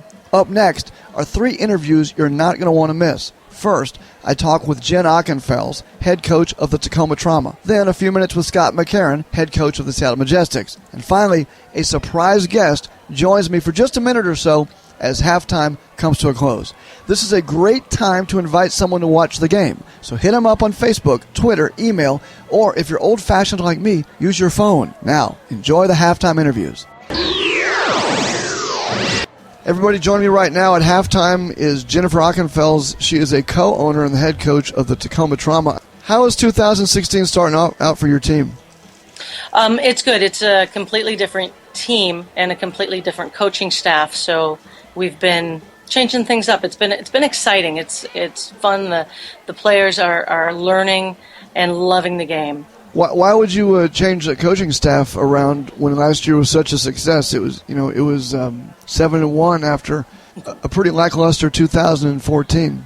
We did not have a lot of veterans come back this season. Our head coach had some personal business to attend to, so he stepped down. Our defensive coaches, our coordinators last season are assisting this season, but they had their lives were in need of attention, and so they stepped back. And then recently we made the change with the offensive coordinators.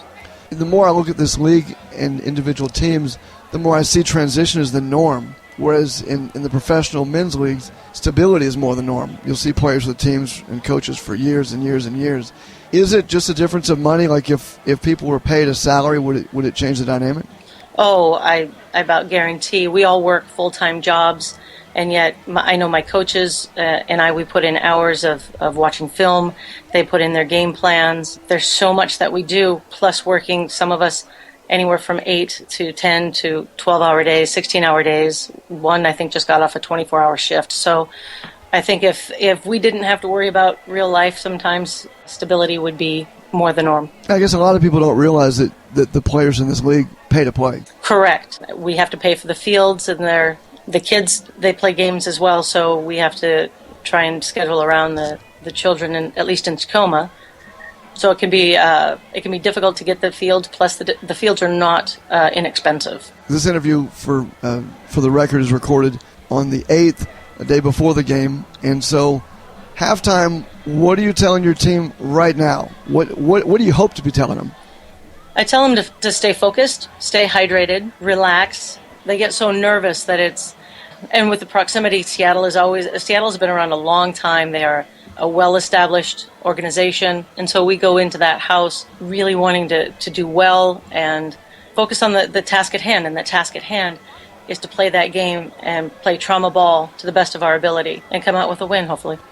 Now, a lot of people would say that Tacoma trauma ball is very much like Seattle ball, if what I've heard is true is that so many coaches on your staff are former Seattle players. Is there any bad blood there? Is there any sort of animosity? I don't believe so. I believe that one of the things that's forgotten is this is the second Tacoma team. The Seattle Majestics actually started in Tacoma, and I have several players and coaches that actually played on that very first season with Tacoma Majestics. And so we evolve, and they moved up to Seattle. And I'm actually a prior player for Seattle myself, but I don't live up there. And it was not cost effective for me to do that drive and practice. And there were so many players, so many women in the Tacoma and Olympia area that wanted to play, that we felt that a Southern team was warranted with enough interest. Are you happy right now? Are you pounding the table? What's going on? If you're winning or losing, is it the same? It's the same. The coaching staff will make their changes, make the adjustments. We have our leaders on the field to help implement that, and all the players, they're all coachable. They all learn, and they all move and flow with the instruction of the coaches, and it's greatly appreciated. Well, I greatly appreciate your time right now. It's funny because as we listen, time is weird. It's going to be tomorrow during the game, and so people might think I'm taking your time now during the game, but I took your time yesterday, which is right now. So thank you for being here, everybody. It is an honor to talk with you. Jen Ockenfels, the co-owner and head coach of the Tacoma Trauma. Did I leave anything out? Anything you want to talk about before we go? No, that's it. I appreciate you getting the word out about the sport and this. At least this league, this is the league I play in. Well, it's my pleasure. It's an honor. And I appreciate you being here, and good luck on the game. Appreciate it. Thank you so very much. Everybody, join me right now as the coach of the Seattle Majestics, and it's halftime of Seattle versus Tacoma. It is Scott McCarron. Scott, how are you? I'm doing well. Thanks for having me on. Now, if I told you I just spoke with Jen Ockenfels and she threw you under the bus, would you believe me? No, I would not. Okay. Part of that's true. I did speak with Jen Ockenfels, the interview that appeared somewhere before yours did here, and no, she did not throw you under the bus, and in fact, she was very complimentary. Well, I appreciate that. That's our two organizations have a good relationship with each other, just like Everett and us do, and there's a mutual respect there between both teams. There's having former players go down and coach and play for Tacoma. There can be some bad blood at times, but there's mutual respect from the upper part of the organizations. Well, it's halftime. And speaking of respect, I know that in locker rooms, coaches are always very respectful with their players. So right now, what are you saying to your players? It's halftime of the Tacoma-Seattle game. What are you saying as people are listening to this interview? If you were to ask me that question last week, you would have heard a lot of colorful language, a lot of screaming and yelling, which is very anti what I normally do. Usually we walk into a locker room, talk about things that need to get fixed, draw stuff up on the whiteboard so that everybody can see what adjustments we're going to make, figure out a plan of attack for the second half, what's working, what's not working, how can we get something to work, who do we need to plug in, what do we need to watch, things of that nature is kind of what we go through. But last week was probably the most animated I have been in a number of years in the locker room. Okay, so what about today? Today I'll probably go in with a much more calm demeanor, just looking for any solutions that we may need to fix. And then just getting the team mentally ready to focus on the second half, go out and hit the field, and hopefully the engine is running pretty well in the second half. We've been a second half team for a number of years now. We've always started out kind of slow, and we've been a second half team to where we come out in the second half and it just seems to move better. It's like we've gotten that timing gotten our feet on the ground and that timing together, and we come back out in the second half and we just start hitting it. Well, speaking of preparation, when I looked at your roster this year, there's more than just a few rookies on your team. In fact, my mathematicals aren't that good, but it looks like at least half your team are rookies. Is that common? Is that something that's standard in the league and with the Majestics, or is this something that's just specific to your team this year? I would say it's probably pretty common around the league. It seems like every year we have about 15 rookies that are on the quote unquote final roster. Some just decide that, hey, this isn't for me. Some it's cost prohibitive, but yeah, we have about 15 new rookies that are on the team every year. And just the kind of turnover that women's football faces with the expense of it. Unfortunately, we've had a little bit more just because of the injuries we faced this year. But we have a very electric group this year. I'm really, really happy with the athleticism that the class has this year. There's a lot of contributors right away to this team, probably more so than we've had in a number of years, and that's really cool to see. If you look at the players that aren't on the roster, though, that were electric from last season and before that, if you could think of a player that you miss the most and why, who would it be? Who's the one player that's not on the squad this year that you wish was here? Well, take away injuries aside, because there were players that were on our roster that have gotten injured that I would love to have back, but it would be really difficult for me to choose between Jackie McCall, Tethla Rennie, Chris Hernandez. I mean, those three right there, we used those players in so many different ways. They were so valuable to our play on the field in their own unique way. I don't know, man, that'd be really, really difficult to pick. If I had to just pick one that could come back and play for us right now, that would be really hard to do. Well, and it's a big issue. There are players who aren't playing right now, and it's not just Seattle, but across the entire league, that would be playing if there was some money on the table. How far away is the sport from paying women, or at least putting them in a position where they don't need to fund their own play? Well, I mean, I'd like to imagine that there's some big Santa Claus that's out there that is just ready to dump oodles of money into the women's game. But I can't envision that happening without a group like the NFL getting involved to where money at that level. We're talking about $1 million to $2 million to pay athletes on a regular basis. I don't mean individual athletes, but that'd just be a league finances there. I mean, without some big entity that is going to step in and want to pay players, elevate this league across all platforms. And I mean, the training, the nutrition, making it their lifestyle, making it their job. I can't envision that happening for a few years, or without some major changes happening in the league. And I have to imagine that the league has a mindset about the direction they're going right now. Maybe they have a path forward that is involved. Well, I certainly hope that it happens soon so that some of these players who have really built the league can take part in that. It may sound melodramatic, but I think it's important that the ladies who have really put their time and effort into building this do a piece of that on the back end. Yeah, I would agree with that.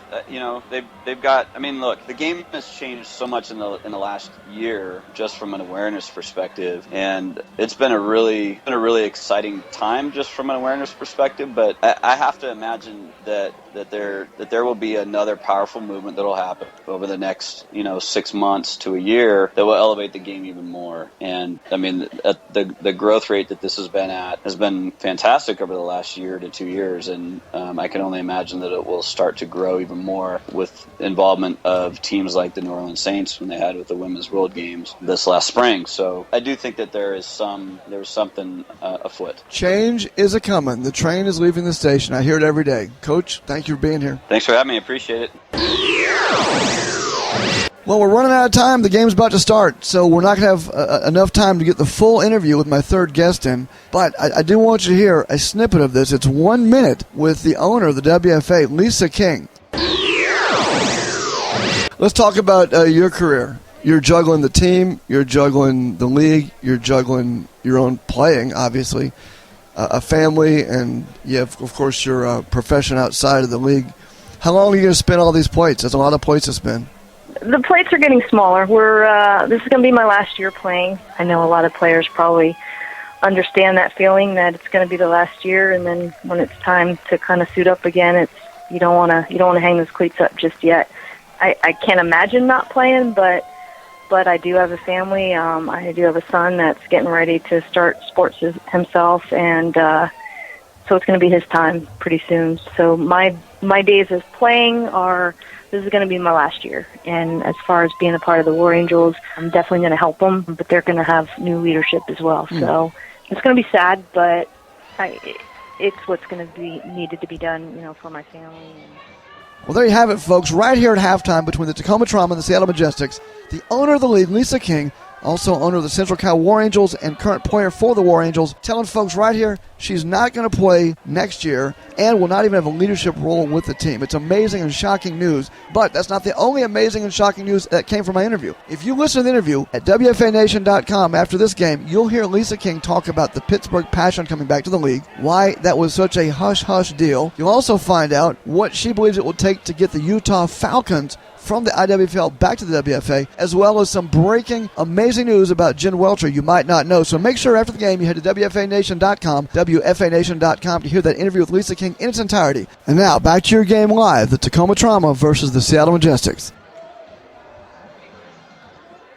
Just about to start the second half. Scott Ohsman, Kevin Smith with you. The Majestics up 13-0. Women's Football Alliance here on STSPN. I told you there was breaking news, and there was here. You heard from King. Mrs. King there talking about her hanging it up. And go to WFANation.com for more of that. I want to thank again Don Harold for all the great work. WFANation.com. But Kevin, the first half, I mean, it's just a turnover palooza here. Well, you can look at it one of two ways. You can look at it the offenses are struggling, or you can look at it like the defenses really stepped up and came today. And I think right now the defenses are playing great. You look at the Majestics front seven right there. They're in the backfield. They're dominating the line of scrimmage. And then you look at the Trauma they bend but no break on their defense. They'll give up some yardage, but then they're making the big plays when they need to. So it's going to come down to, in the second half, which team's offense decides they want to break that trend. And the Majestics are going to kick off to the Tacoma Trauma. And we talk about the Majestics quarterback trouble. She had such a spectacular debut last week. Second in the overall league, Kevin, only to Nina Wiggins of the War Angels. But, 20 for 38. 276 yards, 4 TDs. I mean, that's kind of gaudy numbers there to come into your second week. It's not gone that way. Yeah, no, I mean, it's one of those things where, she's having a bad half, and that happens. Like I said before, Alex Brink, he was the leading receiver or quarterback in WSU history until a couple years ago, and he had one where he threw 5. So she's just got to come back and forget about that, move into the second half here, and make positive plays. And that's the same with Gunderson over on the side for the Tacoma team. Is you just got to realize, yeah, you're in a position you're not used to, but make those plays. And for the Trauma, as it's a little onside kick. Tried this last week. Oh, it looks like they got it. The Majestics staff excited. Big pile at the 47-yard line. We'll see who comes up with it, and it's Chenault for the Trauma, and it's going to be Tacoma ball. We have, I hope, not an injured player there for Tacoma at the bottom there. Yeah, it looks like there's an injury. I'm surprised that the Trauma ended up with that ball. Christella Connor looked like she had it on that pile. It was coming out the backside, and I don't know if we see a replay one more time. They did this last week, an onside kick. I don't think it was successful, I believe. But a great time to try one. I like the strategy by Scott McCarron. But we'll step away while they tend to her, and it's just the start of the second half. 13-0 Majestics, 14:56 in the third quarter. Don't go away.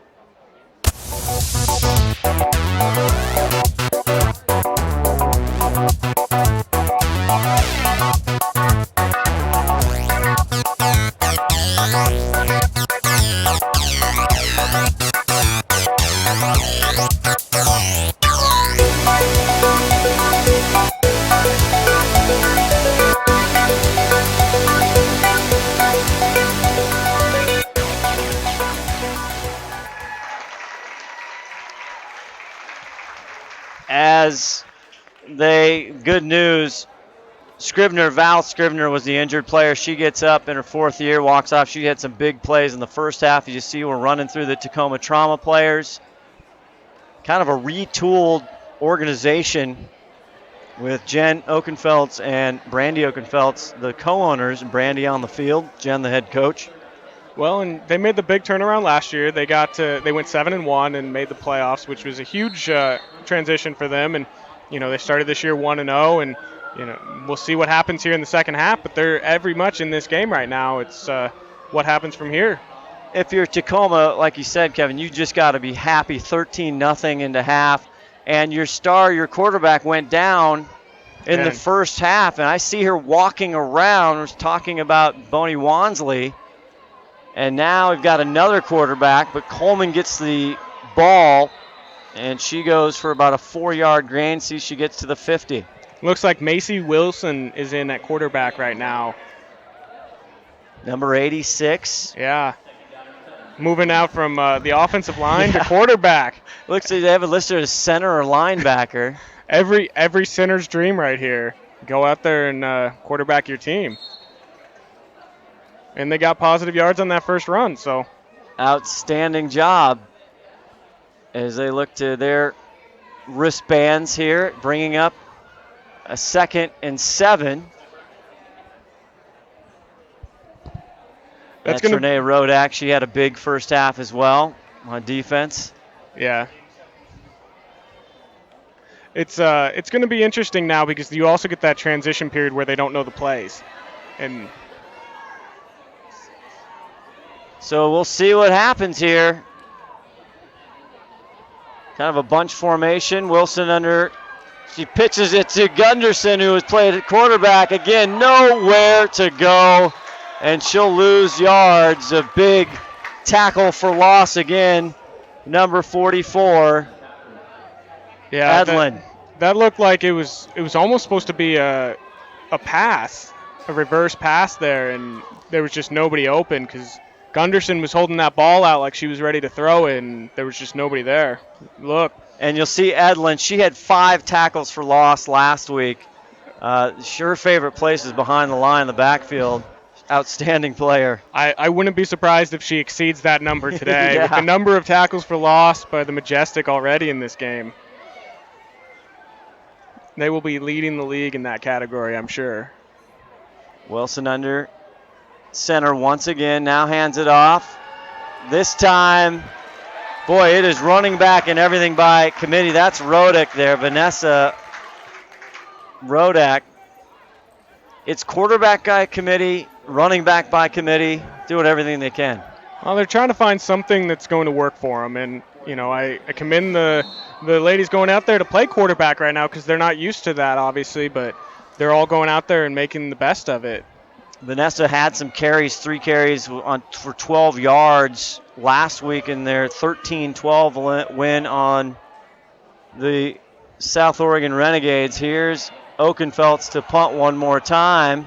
Big Tacoma bounce. And Fortson just watches it roll as Gunderson will down it inside the 20. About a 35-yard punt there. Solid bounce. The Majestic may have to start falling on those balls so that they don't gain the extra 15 yards every time. So we'll see what adjustments in the tutelage and instruction there by Scott McCarron and his staff at halftime. Yeah, I know he was hoping to not go in there yelling at halftime, but I don't know after how that first half played out. I'm sure that he wasn't as calm as he was hoping for. Kevin, speaking of the halftime interview, as Williams gets the ball left side, sees some daylight, steps out of a tackle. First down for the Majestics as she's taken down right around the 30-yard line. Kiki Williams keeps on bringing it. It's like watching Barry Sanders a little bit right there. She just is dancing, and as soon as you're about to tackle her, she just sidesteps and she keeps going for more yardage. That's what was working in the first half. It'll be interesting to see if they're going to continue to give Williams the ball in the second half. 1st and 10 from the 30. Caskey in motion. Now they hand it off, but she's met right there by the trauma. Oh, boy, 23 right in her grill. Keaton, haven't called her name, the 5th-year player. Yeah, well, and that's one of those plays where Feline's going to realize as she gets more experience that you got to keep that ball and roll away from that play because she handed the ball to Williams when she was already being tackled. 2nd and 14 now for Nikki Feline. Rolls right, stops, drops. Nobody there, big time. Now she's going to tuck it and run. Gets to the corner, cuts up, gets to the 35 and finally taken down, but that'll be a Seattle Majestics first down. Nikki Feline. Yeah, no, there was a big block there by Mackenzie Tolliver to spring her and get her that positive yardage there. She came up a little bit short of the first down, but it's going to be a much more manageable 3rd down here. 3rd down and 3 versus what was looking like it was going to be 3rd and 15. Thought she got a first down. They might have said the ball was down. Here's Williams. She confirms a first down and is tackled across the 45. There you go. The play before when she ran it, she juked and ran and slid around. And this one, she's just running straight up the middle, as you can see, and just gets that first down for them. No huddle spread offense here for the Majestics. Big part is pace. Talk to Scott McCarron about that. Feline back to pass. Now has to roll near side, tucks it. Takes a big hit and is taken out of bounds by big 44. Great play there. She came up and made certain that play ended right there. She was ready for it. Look at that. Feline, she took the ball and ran a little bit last week. No stranger to big hits. Yeah, you just got to be a little careful as the quarterback at this point. There's already down to their 2nd quarterback. Williams near side. Another great pursuit there. 44 again.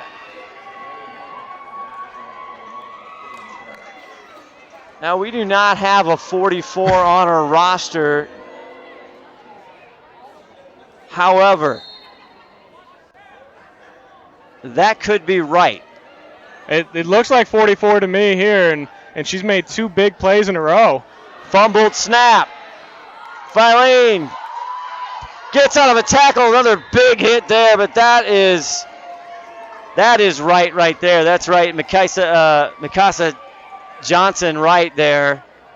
So we'll have to see who 44 is. Yeah, well, she's making a name for herself right now. And like I said, Feline, they got to be worried on the Majestic sideline that she took 3 big hits on that possession, and I don't know who their next option at quarterback will be if she goes down. Tell you what, they were rolling there, had a couple first downs here to open their second half up, and they have been stalled. Catherine on to punt. And now McComas has to sprint out. Isn't it always the person that's on the opposite side of the field that has to come off?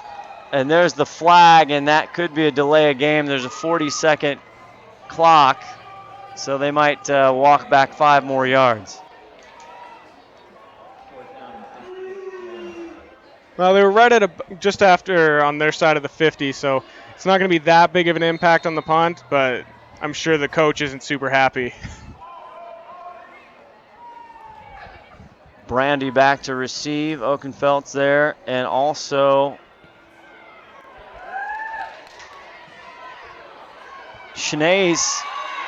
And a good wrap up right there.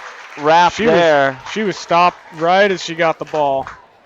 And they'll mark her right at the 32-yard line. Schnees. We'll see. We'll have to see on the next punt if the Majestics punt again. Number 40, Morgan Shawn, got in there and almost got to the ball. So they obviously tried something there, and she almost got it. A lot of strategery here. I tell you, the Majestics not able to get going. Their first score of the game was a 60-plus yard INT pick 6 by Fortson. Came back, got good field position, drove it down, got a couple completions, and then a 2-yard touchdown run by Kiki Williams, and that's it. Yeah, they've been struggling a lot today with just consistency on offense. They'll get big plays, a negative play or a penalty, and then throw an interception or have something stall. See who the quarterback is. They stay with Wilson, hand off to Coleman. Coleman runs into her own player, and then she's taken down by the opposing player. Well, and that's April again, April Arnold. She's had a heck of a game. Yeah, the defensive line for the Majestic are making their living in the backfield tonight. Another loss on that carry sets up 2nd and 12 from their own 31. The Trauma's got to find some way to make these second down, second and shorts, third and shorts, not second and long, third and longs every time. STSPN bringing you Seattle Majestic and the Everett Rain football all season long right here. 2nd and 12. Wilson hands it right up, and Coleman is just brought down immediately. Nowhere to go. 3rd and 10. They've got to find something different about their offense than just those straight up the middle runs right now, because the Majestic have those down. They're stopping them. They're stopping them in the backfield most of the time.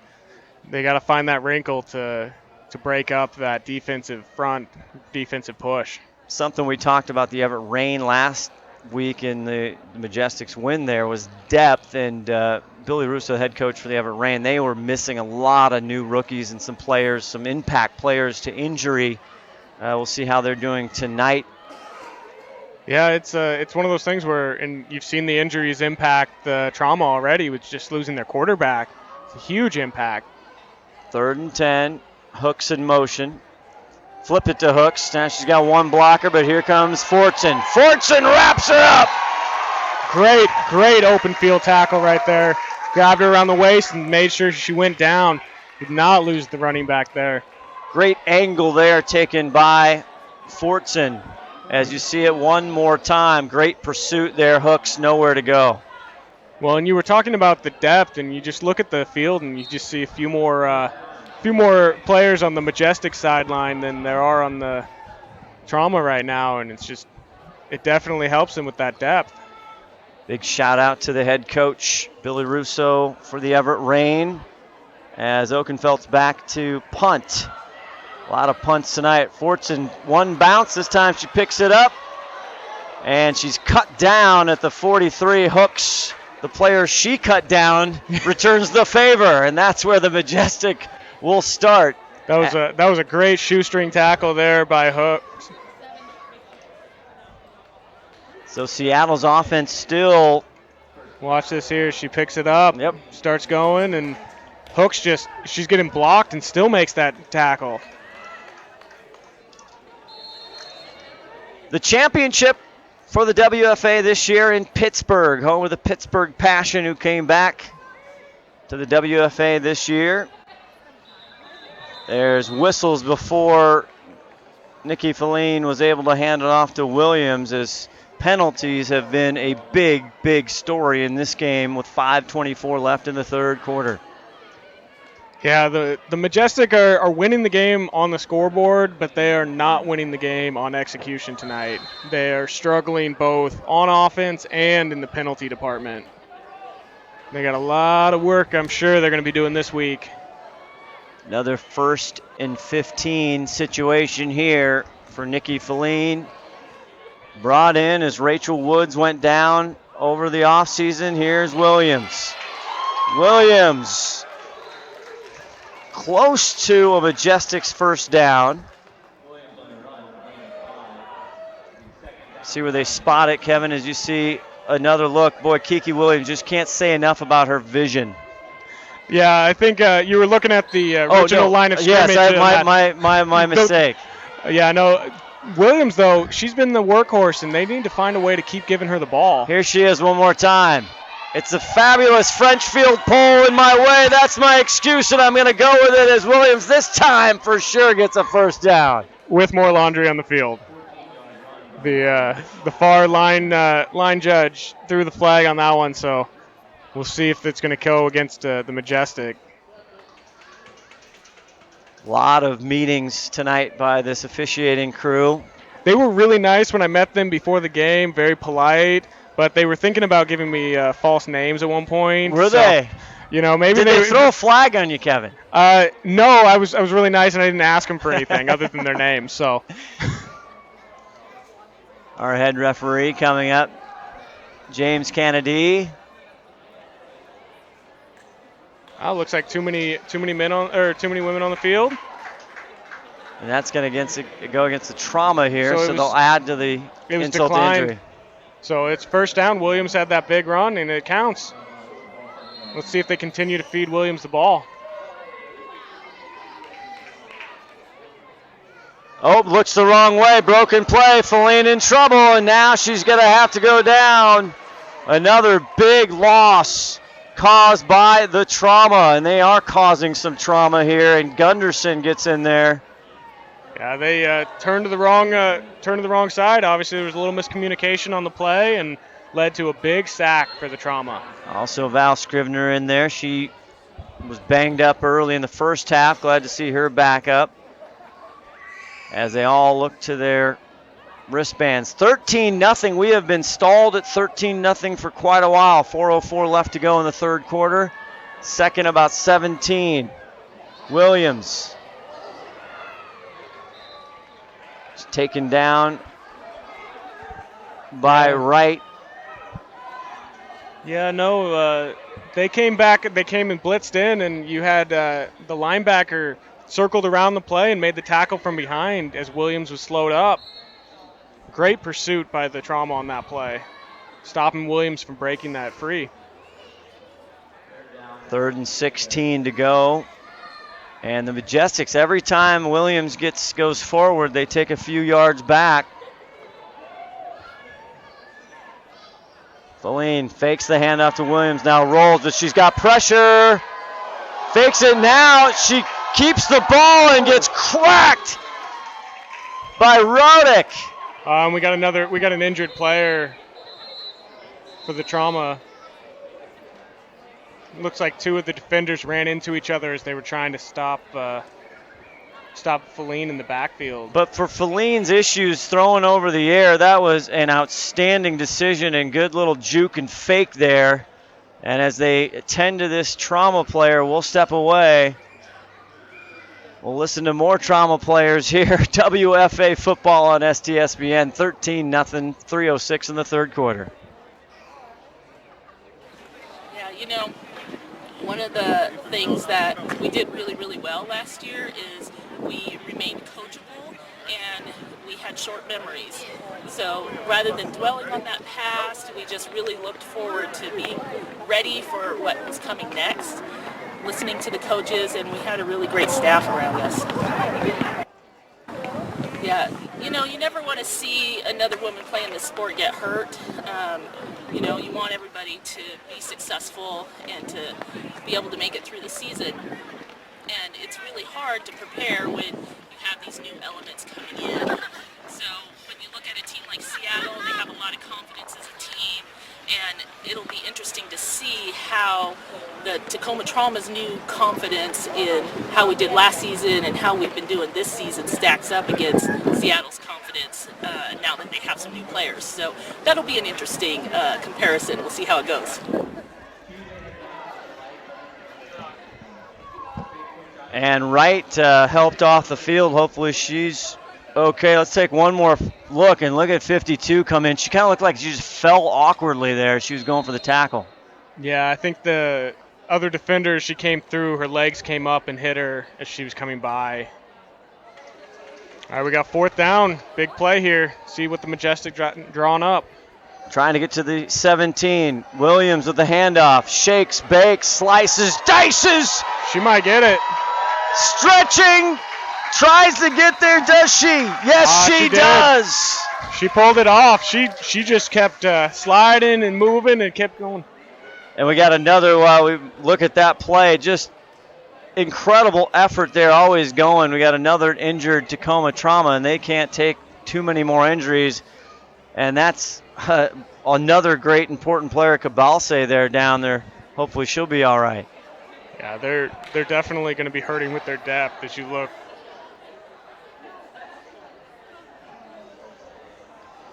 The Seattle Majestics, their first road game next week against the Portland Fighting Shockwave. They've been in the friendly confines here the first 2 games, winning 34-0 last week over the Everett Rain. That'll be a big challenge for them going on the road, a little bit of a longer road trip, seeing how they can correct some of the mistakes they've been making today.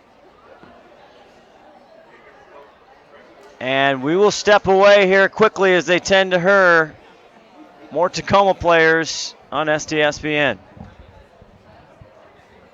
Well, I was on that 2014 losing season. The 2013 one also. So, in my opinion, last season we became a better team because the owners listened to what the players said the season before. So we got new coaches. We got coaches who were willing to teach us and sit down with us and answer every single question that we had if we didn't understand.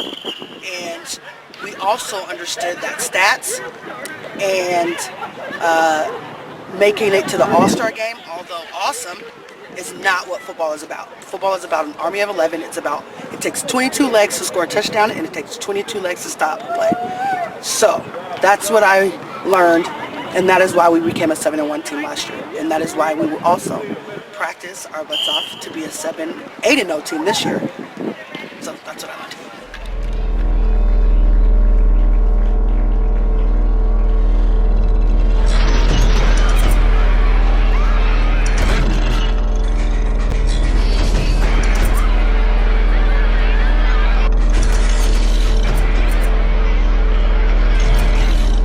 Football knows no season. Saddle up, they're coming.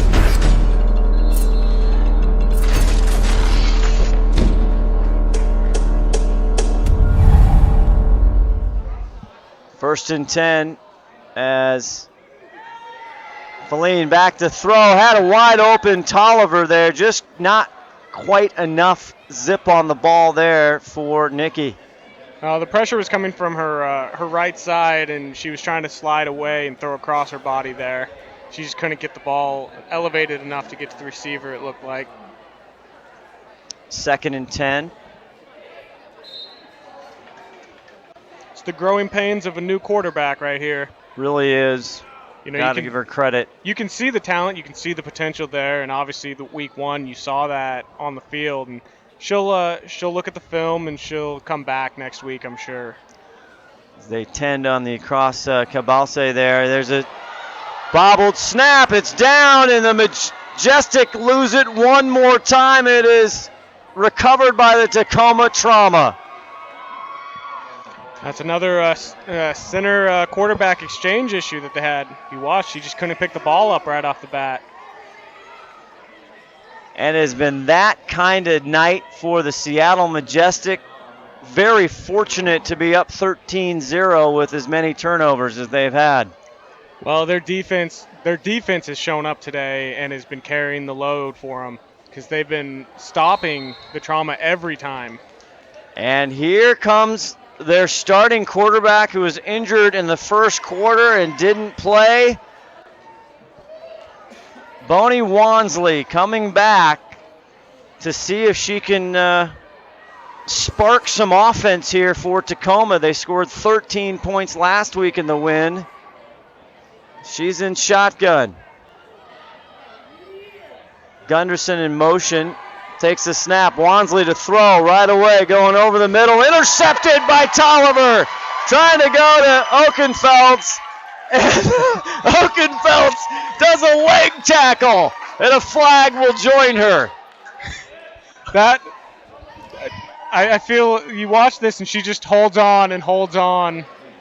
Now did Tolliver I thought for a second when we took another look there that she tried to flip it to her teammate.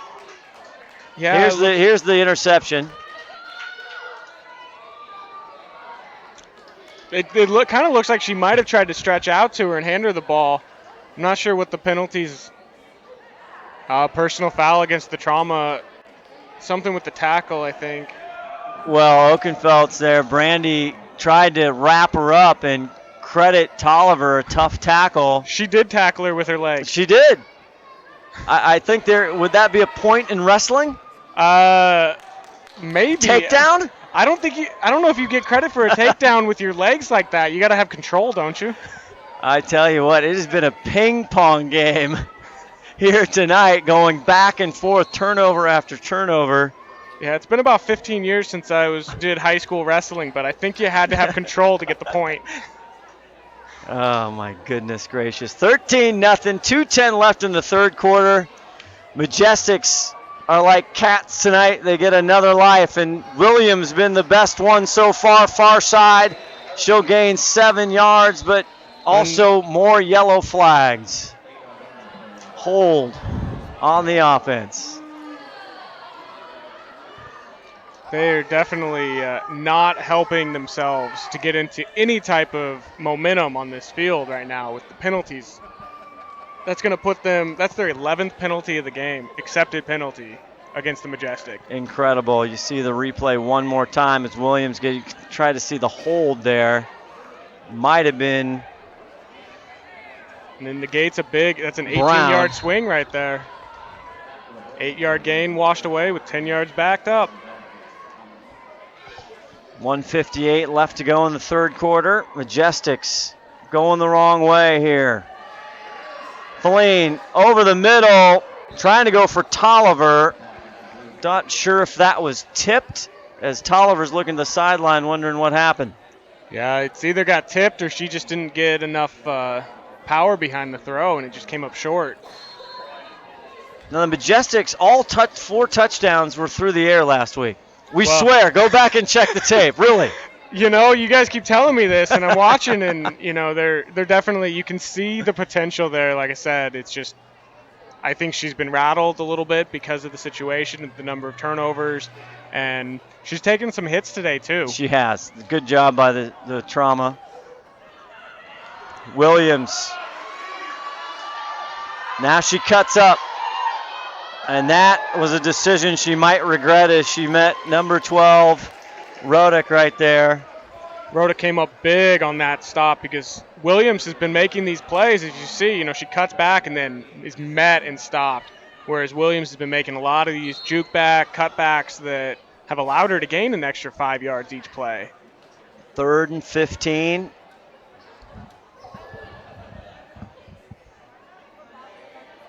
Let's see trying to crack the code here, the Trauma D. Nikki Feline back to pass. Now goes over, and again, looks like it just came off. Trying to go to Tolliver one more time. It's incomplete. 4th down coming.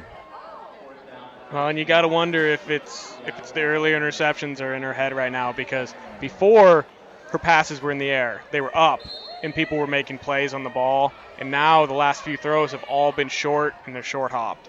So she's got to find that confidence again in her throwing and get the ball in the air to her receivers and let her playmakers make those plays. Easy for us to say have a short memory, right? It is. 4th and 15. She's going to go right back at it. Now she's got pressure, lets it go. Intercepted by Hooks. The 3rd of this contest. Hooks on the run back. 1 to beat, and Feline finally gets her down, but inside Majestic territory. And I tell you what, Nikki Feline is going to see Hooks in her dreams, in her nightmares. Yeah, I don't know how many that is for her alone. Watch 3 this tonight play. on my count. Yeah, she was just right there. She overthrew the receiver. She kind of did exactly what I said that she needed to, put the ball in the air a little bit more, and unfortunately it didn't work out for her. But she came up and made the big touchdown-saving tackle to at least keep them off the board.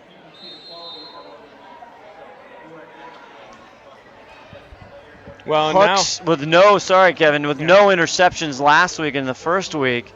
They had 2, the Trauma did, in their win. But just as we were talking about, you got to have a short memory, and is she's kind of short hopping it a little bit for Nikki Feline? Well, that's not gonna help. No, it's not. And now you get to see if the Trauma with Wansley coming back are going to be able to do something with that good field position. Drops it over. It is completed. Gunderson crosses the 40 to the 35. Finally taken down, and that's going to be a Tacoma first down. A rare first down for Tacoma. I was going to say that's got to be. They've got less than 10 first downs in the whole game. Nice job there to just flip it out to Gunderson, who has had a catch. She's been the quarterback. She has been on the defense. Yeah, she's a jack of all trades today. The Swiss Army knife, I'll tell you. 1st and 10 for the Trauma. Down 13-0 here with 23 seconds left to go in the 3rd quarter. Bonnie Wansley under center. Now she gets it to number 40 up. That's Morgan with the carry, one of her few tonight. Well, and now that they've got Wansley back in there, they're starting to see some positive yardage on their offense. Shanice Morgan had 10 carries last week for 44 yards. Well, that's going to end the quarter, too. Don't go anywhere. 13-0 WFA Saturday Night Football. 4th quarter coming up on STSPN.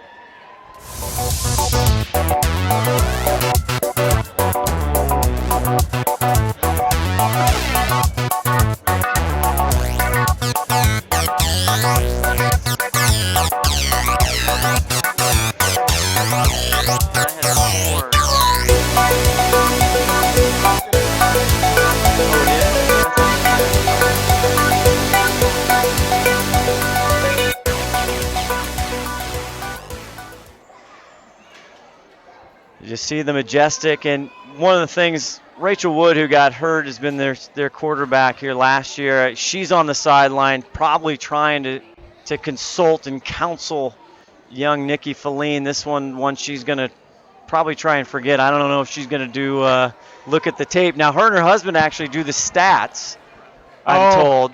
So she's unfortunately going to have to watch this again. She's going to definitely have to see the tape then if she's doing the stats, and it's going to be one that she's going to want to quickly move on from, I think. You're looking at, like we've said, these games happen, unfortunately. Your team's ahead still 13-0, so it's about managing the rest of this game, make sure that you can get out of here with the victory and then addressing it from there.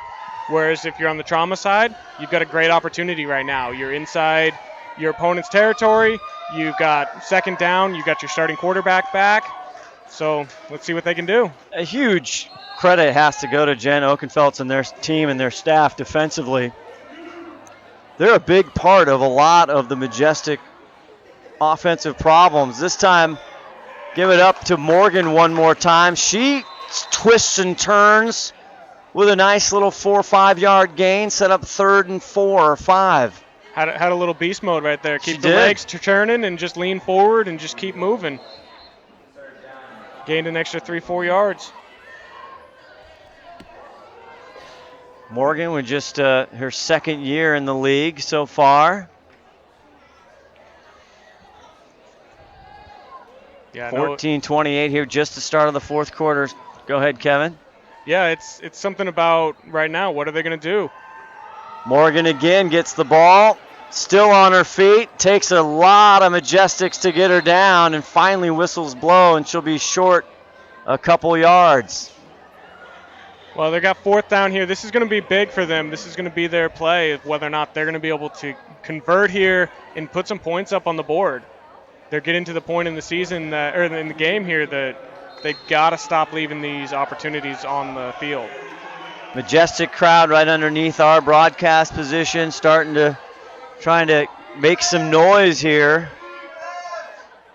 Yeah, they've got a solid crowd that came in right as the game had started, and they've been here cheering their team on. And let's see if the Majestic have one more stop here. Boney Wansley just back in the game here in the 2nd half. Now motions. Pitches it to Coleman. Coleman met by Fortune. Not going to get there. And the Majestic come up big on the 4th down stop right there. You look at it, and there's nowhere for Coleman to go on these plays. They do these sweep plays out to the outside, and there's 2 or 3 Majestic waiting for her every time. That time they were on the left, on the far hash there, so they went to the short side of the field. And again, it has been a defensive heavyweight battle here tonight. Majestics will try one more time, a 13-0 lead. Trauma with an excellent opportunity that time. Good field position, had a 4th and a couple and couldn't make it happen. So here's Nikki Feline one more time. Williams, right with a great tackle. She spun her down. She did not let her get away on that play. That was a great effort. She got beat a little bit, as you see, but she still was able to reach out and grab Williams enough to pull her to the ground. It's gonna be interesting to see now what's gonna happen with the Trauma's defense, as they had a couple injuries on the last few possessions, and see how they're gonna hold up here. The strength of Wright to take down Williams. She is tough to handle there in the open field. Just an incredible tackle. Williams with the ball one more time. Now she's got to get out. And the Trauma answering the Majestic stop here with another tackle in the backfield. Do we get another? No, we don't have an injury. Somebody went down to a knee, I thought for a second. No, you look at it. The Trauma are answering. They're doing the same thing to the Majestic that the Majestic defense has been doing all night. They're in the backfield. And we do have another injury. Looks like a Trauma player. Yeah, and that's Vanessa Rodick, and you cannot, I tell you, they've already had too many. Every player is so critical, but now she bounces up and runs off. Let's hope she's okay. She kind of ran out of frame there. Yeah, hopefully she's going to be able to come back quickly, because she's been making some big plays on defense for them. So 3rd and 17.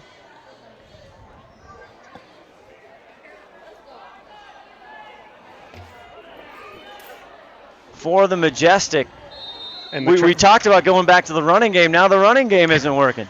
I'm not sure what they can go to right now. Williams bounces outside. And she is not going to make too much work there, as the Tacoma Trauma now getting all kinds of momentum on the defensive side. Big stop there. Again. Now remember, on the last time that they punted here, number 40, Morgan, came in and almost got the punt. It's a great point. So it's going to be interesting to see what happens here if the Trauma go after this punt. 28 for the Trauma, Coleman, who's the running back, getting so much work. She has 2 great defensive stops there. Castor gets the punt away. Bounces. It's a Tacoma bounce. Now it settles around the 39, and that's where Tacoma one more time inside Majestic territory will give a try.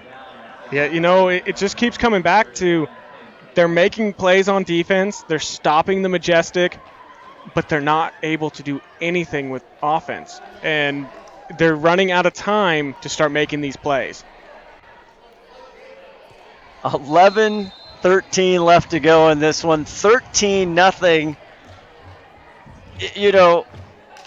We talk about the Majestic. This is a high-powered offense. They got to they lost to the San Diego Surge there. They were on their way into, I think that was a quarterfinal loss. This is a tremendous ball team, and they got all kinds of weapons, and the Trauma are causing a puzzle they can't figure out. They definitely have their number right now. Pony Wansley in. It's time. Another, and that's Coleman with the ball, and they're going to go the wrong way as yeah, there's a flag on the play as well. There's an illegal motion. You had one of the people on the line of scrimmage started moving before the snap. Unbelievable. And I think a lot of the crowd here, there's a nice crowd on the far side you're seeing from Tacoma as well, but you talked earlier about, and last week had a tremendous crowd here for Seattle, but everyone just a little stunned, dazed, and confused. I don't think anybody knows what's going on. I don't know what's going on right now. Best defensive performances I've seen in a long time, though. Second down. They go right up the middle one more time, and they'll gain 2 or 3 yards.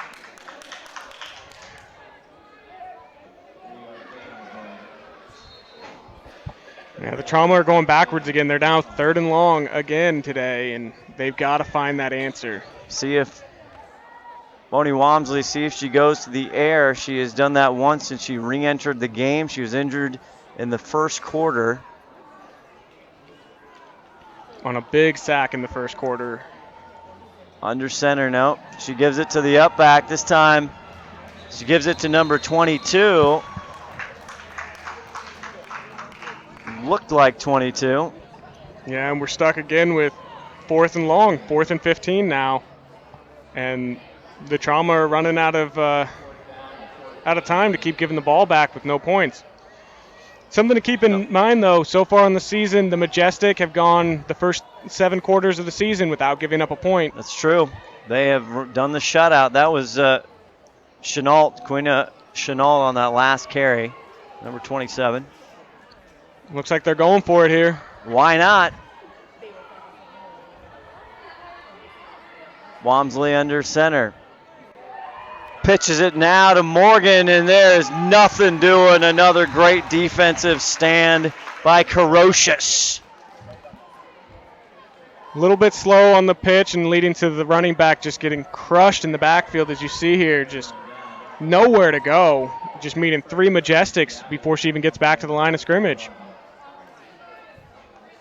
Touchdowns and yardage at a premium here tonight. It's going to come down to that big interception return for the touchdown is a huge play.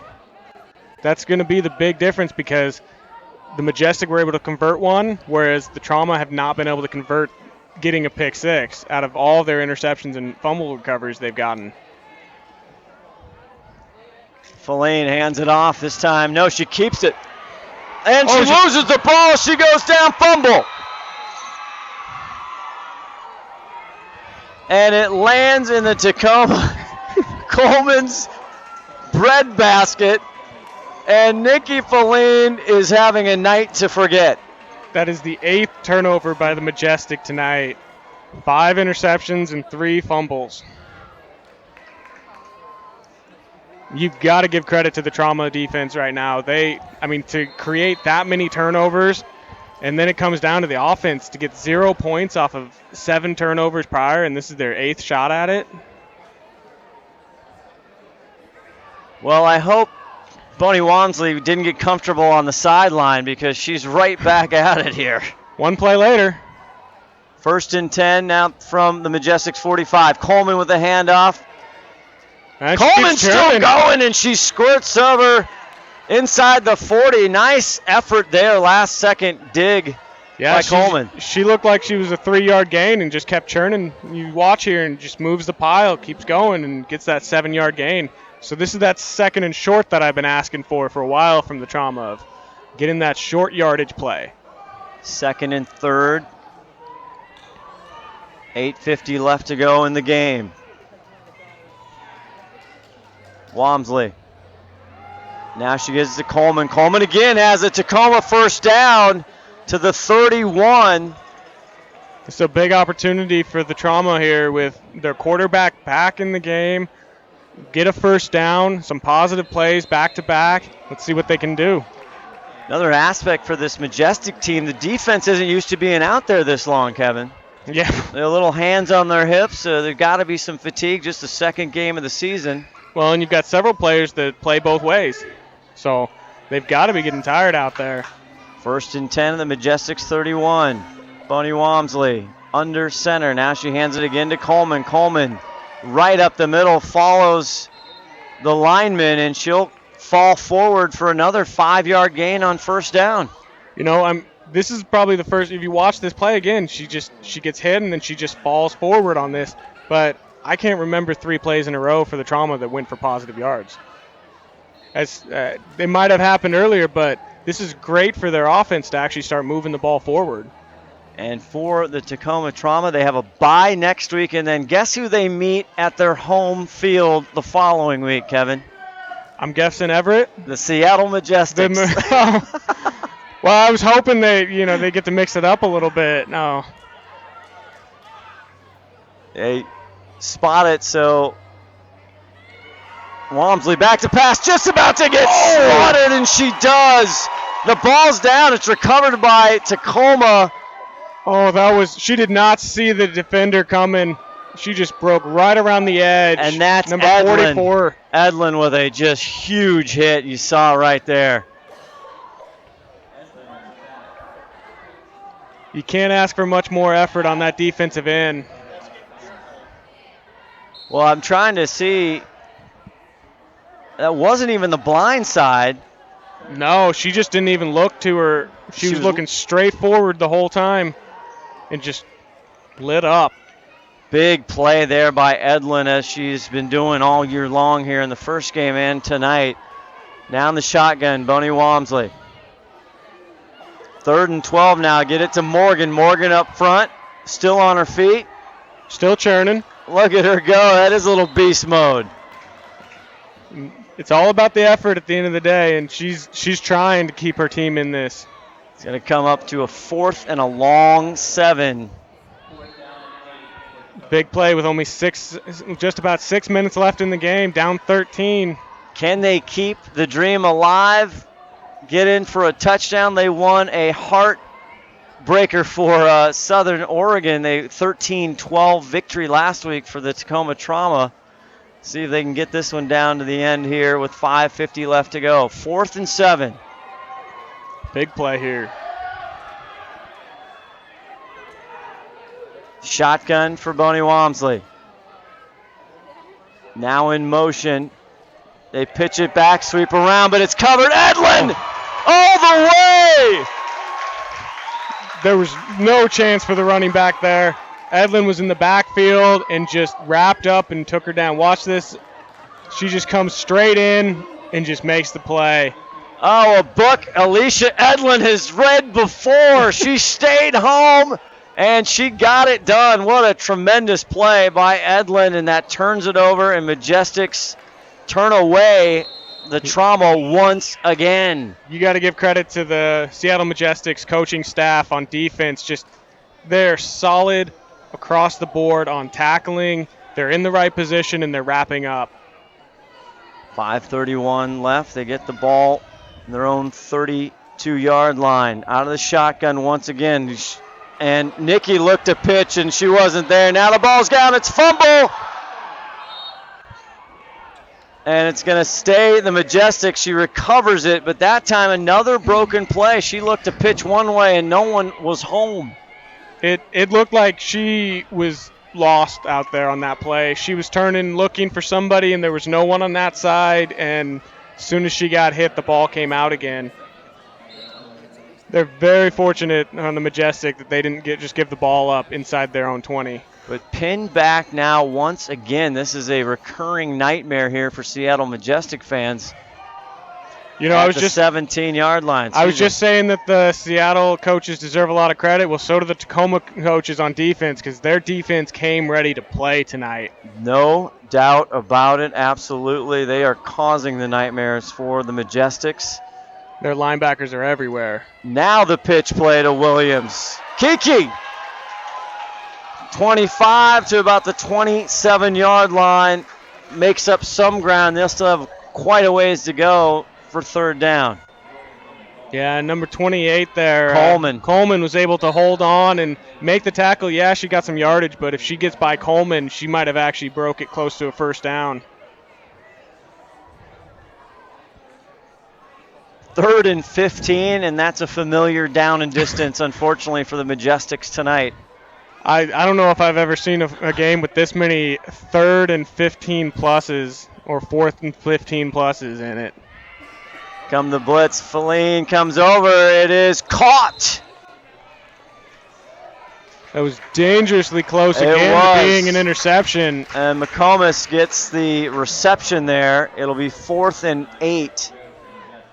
But if you're Scott McCarron, Nikki Feline, you got to feel good. You finally got one in there. Yeah, you got a positive passing play. You get the positive yardage there, and you know you're just looking to build on that because next week you've got a big matchup. You got to go and travel down south, and you got to figure out a way to get this game behind you. 13-0. They have led the whole way. They scored on a pick six, 60-plus return by Fortson. Then they had a nice drive. They were in good field position, didn't have too far to go, and it was a 2-yard run by Kiki Williams. They missed the field goal on the first touchdown, and now Scott McCarron wants to discuss it, and he calls the Seattle Majestics timeout, and we will also take a timeout with 2:53 left to go. The Majestics with the ball facing 4th and 8. WFA on STSPN.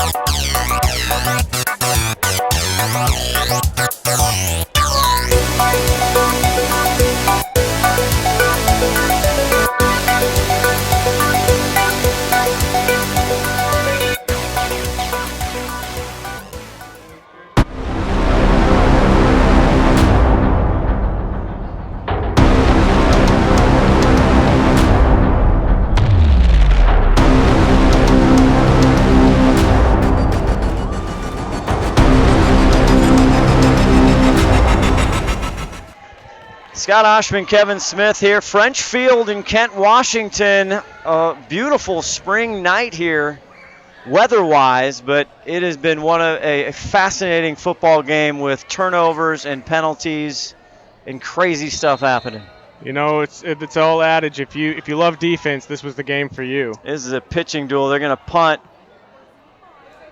Castor gets it and thought about picking it up and getting dangerously close to touching that ball.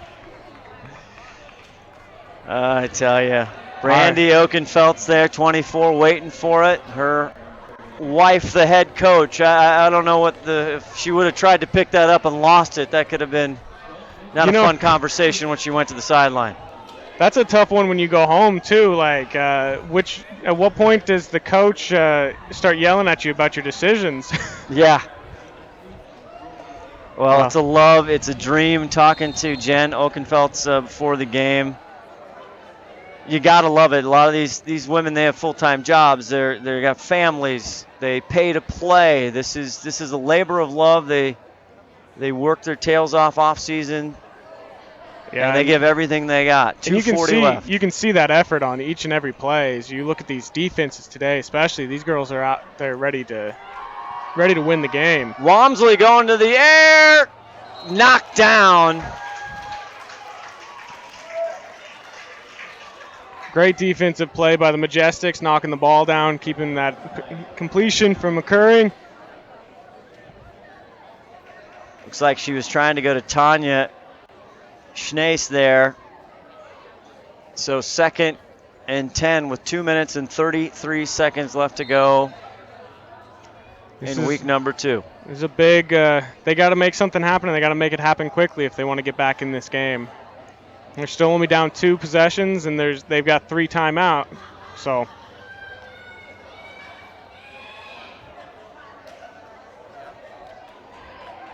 Bonnie Walmsley under center, coming back from the injury. Gunderson in motion, and they get it to Morgan up front. Weaves her way. She just keeps plugging through there and keeps churning. Keeps her feet moving, and she's got some positive yardage there. Got to the 2nd level. Belle Robinson with the tackle. Bring up a 3rd down and a long 3 to go. 2:11 left to go in this one. Can the Majestic get one more big 3rd down stop here? Clock ticking. And if you're the Trauma here, you got to pick up the pace. Now 1:53 left to go. We're letting a lot of time tick off the clock. Walmsley hands it off again to Morgan this time, or Coleman. And more flags.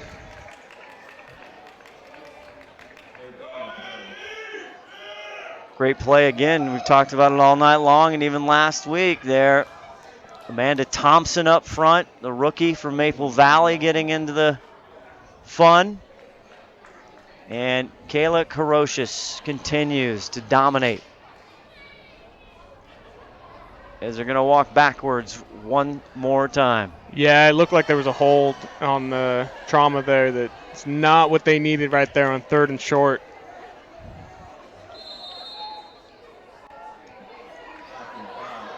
Well, as the clock keeps ticking down, it looks like the Majestic have a good shot of letting the mistake-ridden game get away and end with a victory still, which is the best that any coach could ask for if you're going to have that many turnovers and penalties, is to still get a victory.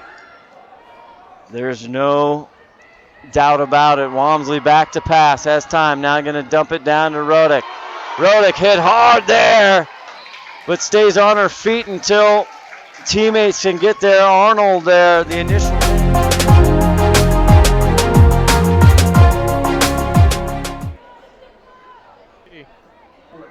That's why every coach from Pee Wee and up always tells you, always go to the ball and always gang tackle. Because if your teammate misses the wrap up, at least you're there to help finish the job. 4th down and 13 yards to go. 35 seconds left. Alicia Edlin, she has come on huge here. Some big plays. Bonnie Walmsley takes it, looks back, has a second, steps up in the pocket. Now she's just going to hold on to it and go down. And the Seattle Majestics, 17 seconds left to go here. Take over the ball.